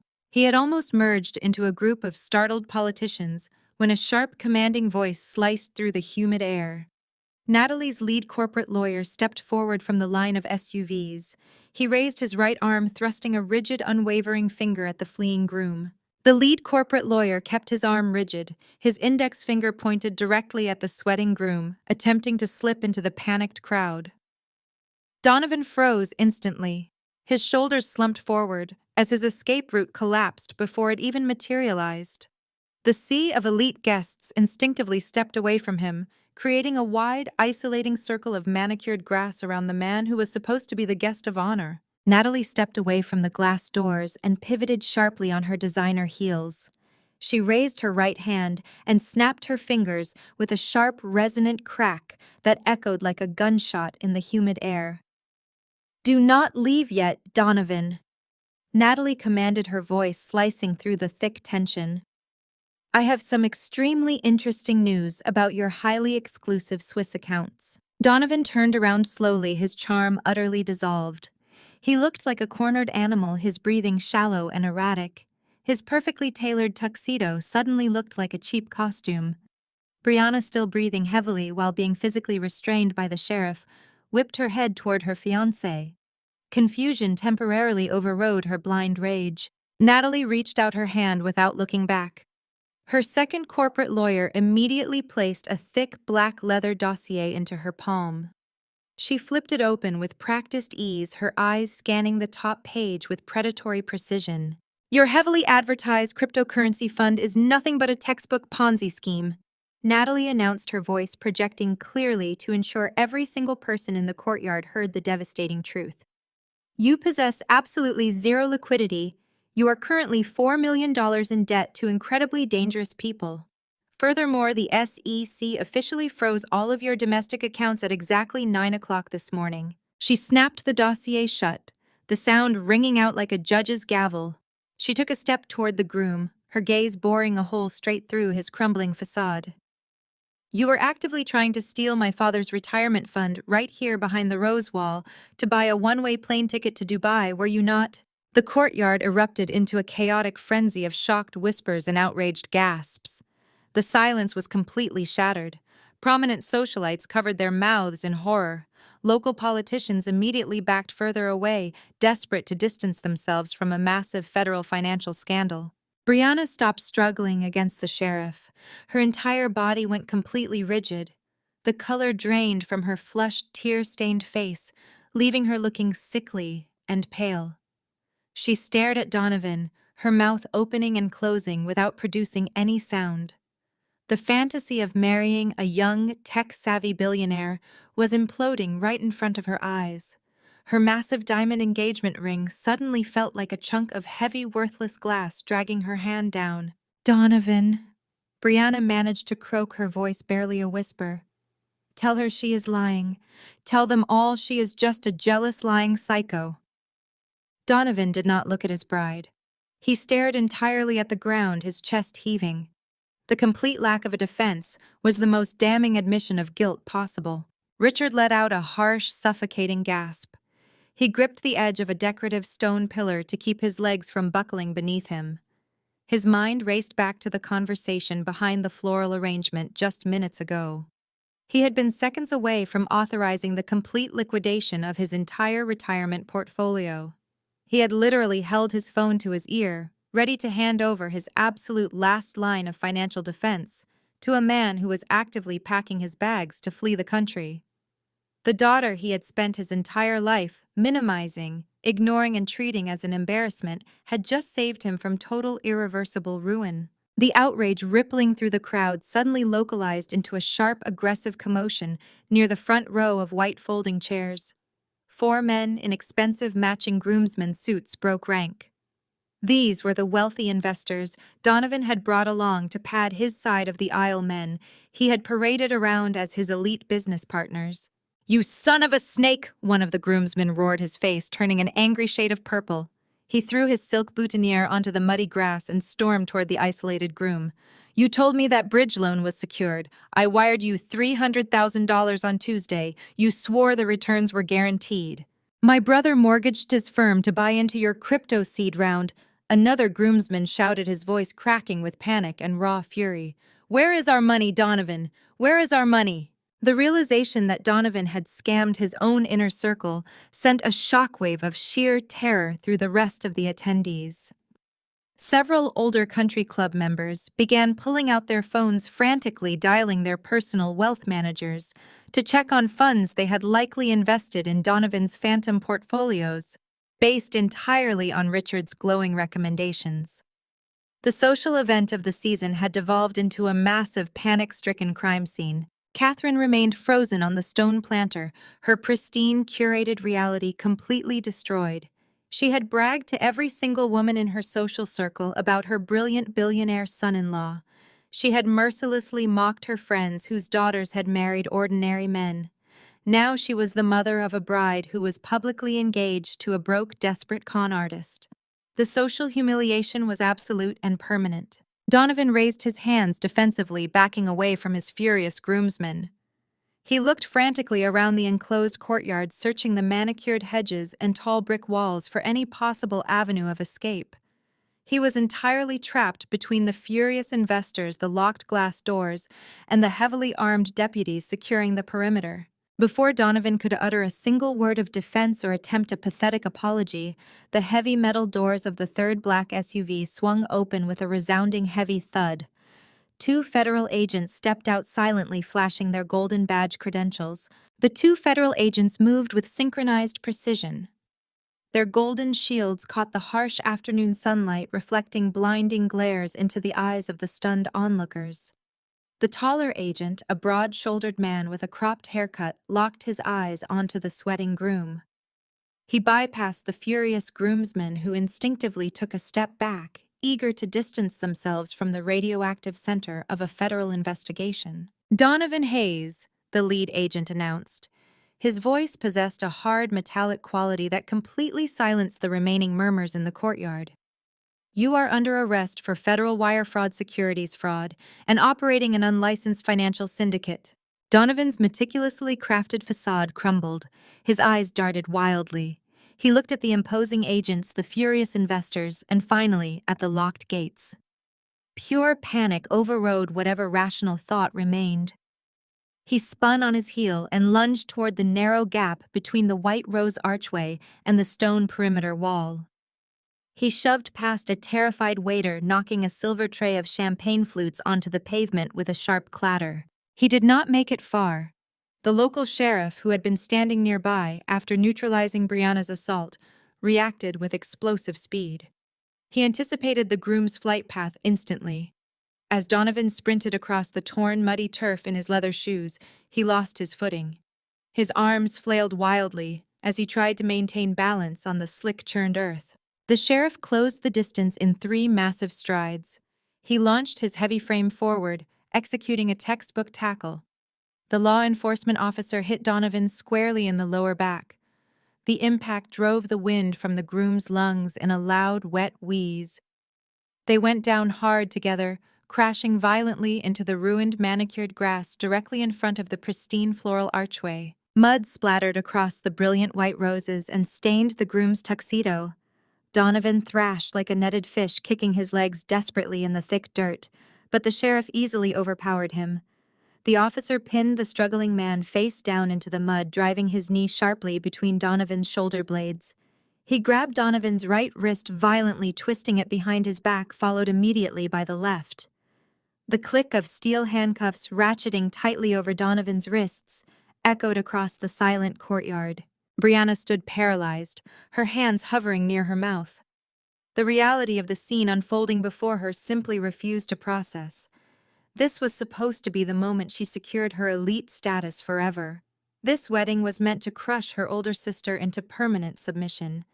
Instead, she was watching her alleged billionaire soulmate get his face ground into the wet mud by a local sheriff. A guttural scream ripped from Brianna's throat. It was a scream of pure, absolute humiliation. "No!"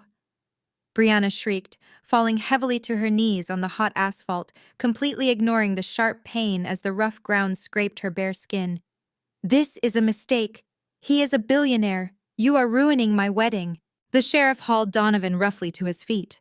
The groom looked entirely pathetic. His crisp, expensive white shirt was torn at the collar and heavily smeared with thick brown mud. His perfectly styled hair was matted to his sweating forehead. As the sheriff shoved him forward, Donovan stumbled against the pavement. His left arm jerked upward and the face of his massive watch scraped violently against the rough asphalt. The expensive glass watch face completely shattered. The protective casing popped off, spilling cheap plastic internal gears and a battery-powered quartz movement onto the pavement. The ultimate symbol of his fabricated wealth was instantly exposed as a cheap, counterfeit replica. The groomsmen pointed at the broken watch, their previous anger morphing into disgusted disbelief. They had mortgaged their homes and liquidated their savings for a man wearing a plastic watch. The federal agents stepped forward, taking custody of the defeated groom. They flanked him on either side, gripping his upper arms with bruising force. Donovan did not look at Brianna as they dragged him away. He kept his muddy chin tucked into his chest, staring at his ruined shoes as they marched him past the white folding chairs and toward the waiting black SUVs. Brianna remained on her knees, hyperventilating as the full scope of her public destruction set in. Her friends, the wealthy socialites she had desperately sought to impress, were already backing away, whispering furiously behind their manicured hands. The stain of this public arrest would never wash off. She would be the punchline of elite country club circles for the rest of her life. Near the back of the courtyard, Richard and Catherine watched the federal vehicles secure their prisoner. The shock was slowly wearing off rapidly, being replaced by a cold, suffocating terror. Richard looked at his trembling hands, remembering the exact sum of money he had been seconds away from wiring to the fraudster.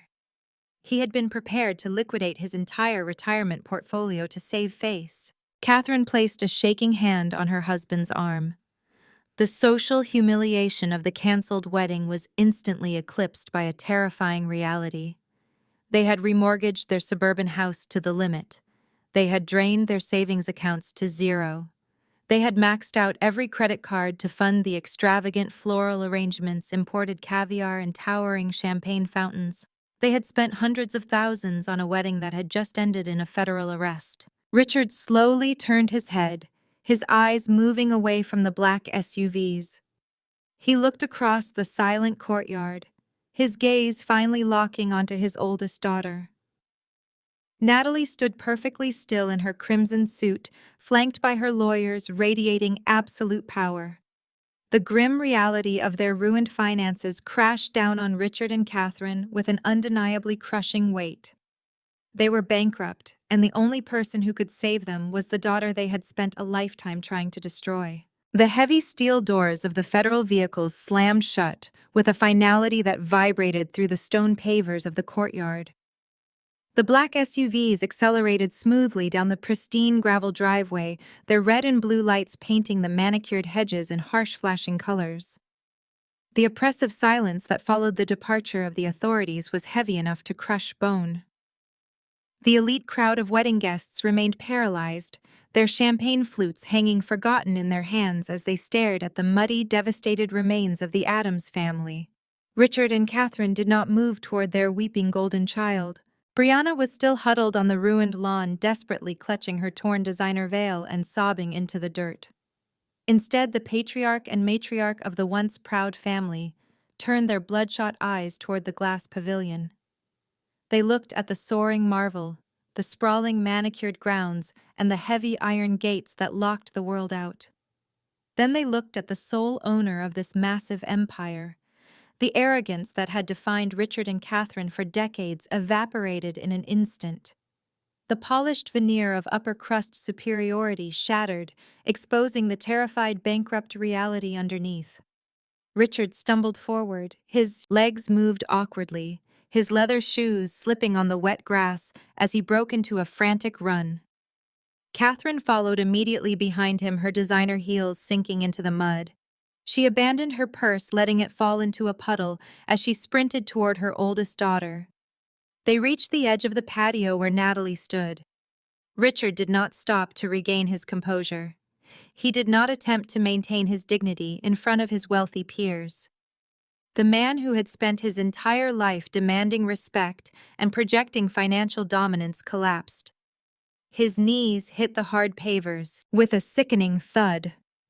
A second later, Catherine dropped to the ground right beside him. The wealthy guests gasped collectively as the proud parents literally bowed at the feet of the child they had ruthlessly discarded. "Natalie, please!" Richard choked out, his voice cracking with a tone of terror. He reached out with trembling, mud-stained hands, hovering just inches from Natalie's crimson trousers, too terrified to actually touch her fabric. "You have to listen to me. We are ruined. I authorized the transfer. We gave him $500,000 in cash this morning to secure the bridge loan. We remortgaged the family estate to the maximum limit. There is nothing left in any of our checking accounts." Catherine clasped her hands together in front of her chest, tears cutting thick tracks through her expensive makeup. "We have zero liquidity," Catherine sobbed, her voice echoing shrilly across the silent courtyard. "The banks will seize our accounts on Monday morning. They will take the house. They will take the cars. We will be homeless. You simply have to help us. You are incredibly rich. You own this entire massive estate. You easily have the capital to save us from this nightmare. Please, Natalie." Natalie did not flinch. She did not take a step back. She stood perfectly still, looking down at the two pathetic figures groveling on the wet stone.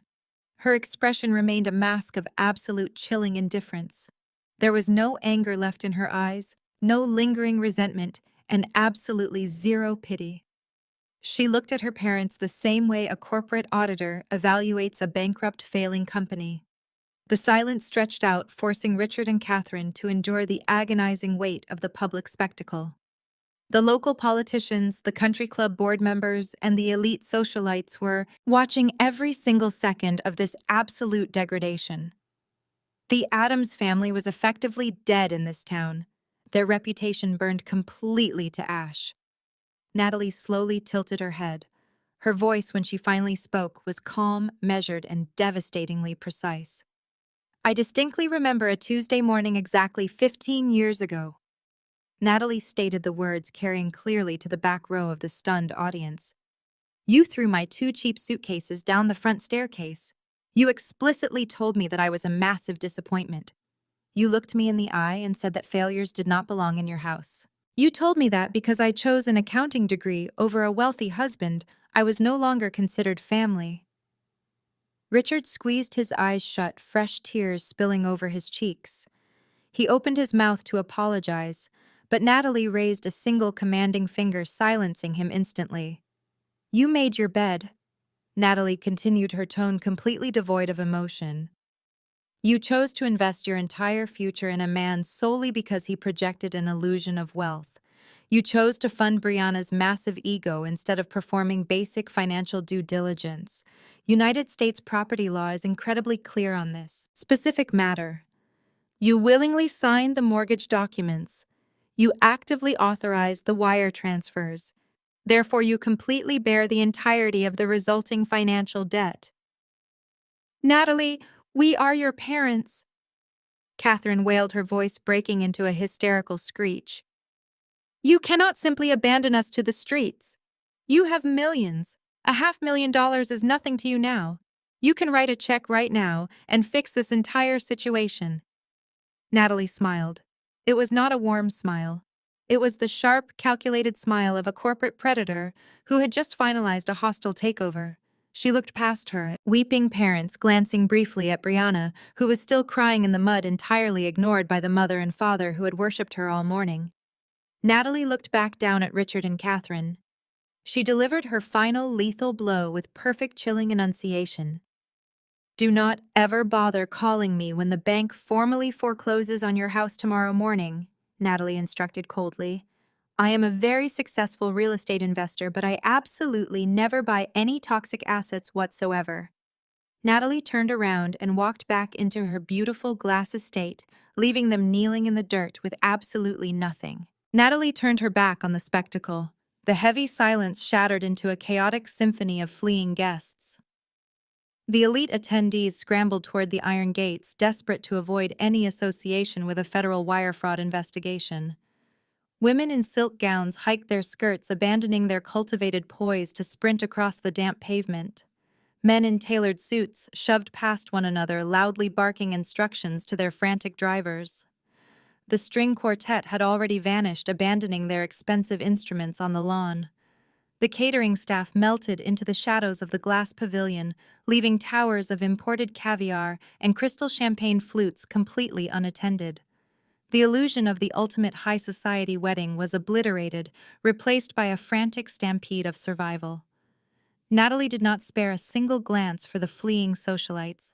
She kept her posture straight, her designer heels clicking against the stone pavers as she walked away from the epicenter of the destruction. Their arrogance had effectively poisoned their own well, and they were currently choking on the toxic water. Natalie reached the edge of the circular driveway where her private convoy waited. Her lead corporate lawyer stepped forward, seamlessly opening the heavy door of her armored black SUV. He glanced back at the weeping family members scattered across the muddy lawn, then looked at his client with a deeply professional expression. He held his clipboard securely against his chest, his posture perfectly rigid.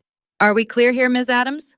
the lawyer asked, his voice steady and strictly focused on business. Natalie paused with one foot inside the luxurious vehicle. She turned her head slightly, taking one final look at the absolute wreckage of the Adams family. She watched her mother thrashing on the wet stone, her father gasping for air, and her sister weeping into her ruined $20,000 gown. There was no lingering anger in Natalie's chest, no sadness, and absolutely zero regret. She felt nothing but the profound, liberating clarity of total closure.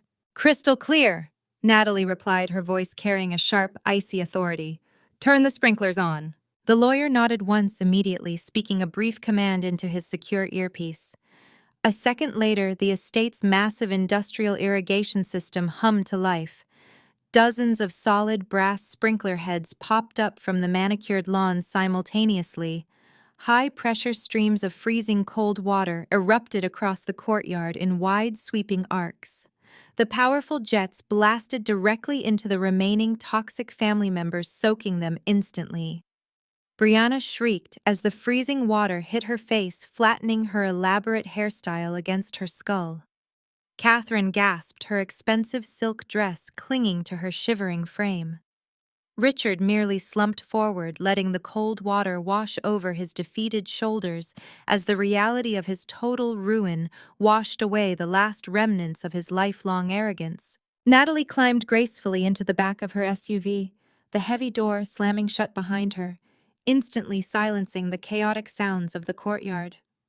The interior of the vehicle was perfectly climate-controlled and smelled faintly of expensive leather. She settled into the plush seat, reaching for the crystal tumbler waiting in the center console.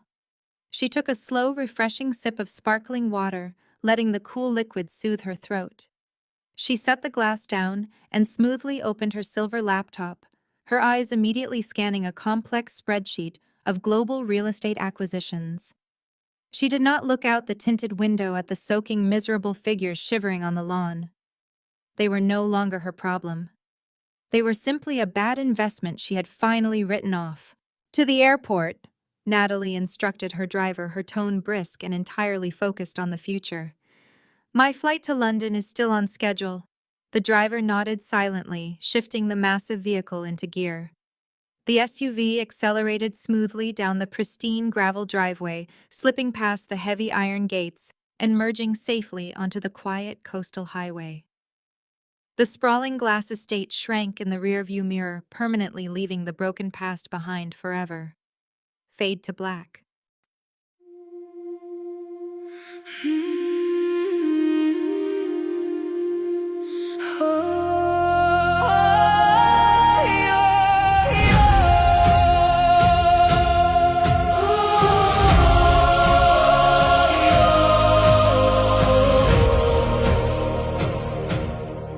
I used to ride upon your shoulders,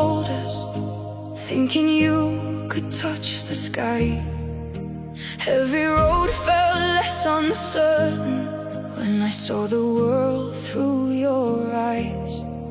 You were stronger than the mountains, taller than the northern pines. And when the winter winds were coming, you would stand between them and I. Time kept moving like the river, years slipped slowly out to sea. But no matter where life took me, you were always part of me. I am my Father's daughter, in every step I take, in every time I choose to stand. When it's easier to break, I carry your courage in my heart, your fire inside my soul.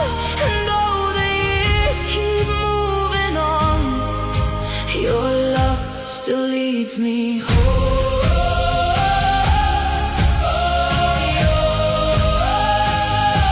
You taught me strength is not in power, but in kindness when it's hard. You taught me how to keep on going when the road grows cold and dark. Every lesson, every story, every laugh around the flame lies within me like an echo, calling softly through my name. And when I face my greatest battles, when I feel I can't go on, I can hear your voice beside me saying, child, you're stronger than you know.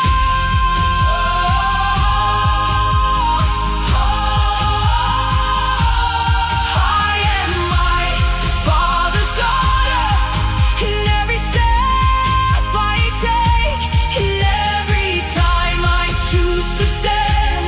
When it's easier to break, I carry your courage in my heart, your fire inside my soul. And though the years keep moving on, your love still leads me home.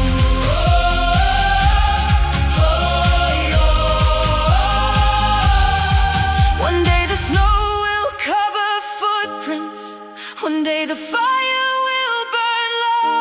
But the things a father gives his daughter are the things that never go. Not the gold or not the stories, not the battles that he won, but the quiet way he loved her and the woman she becomes.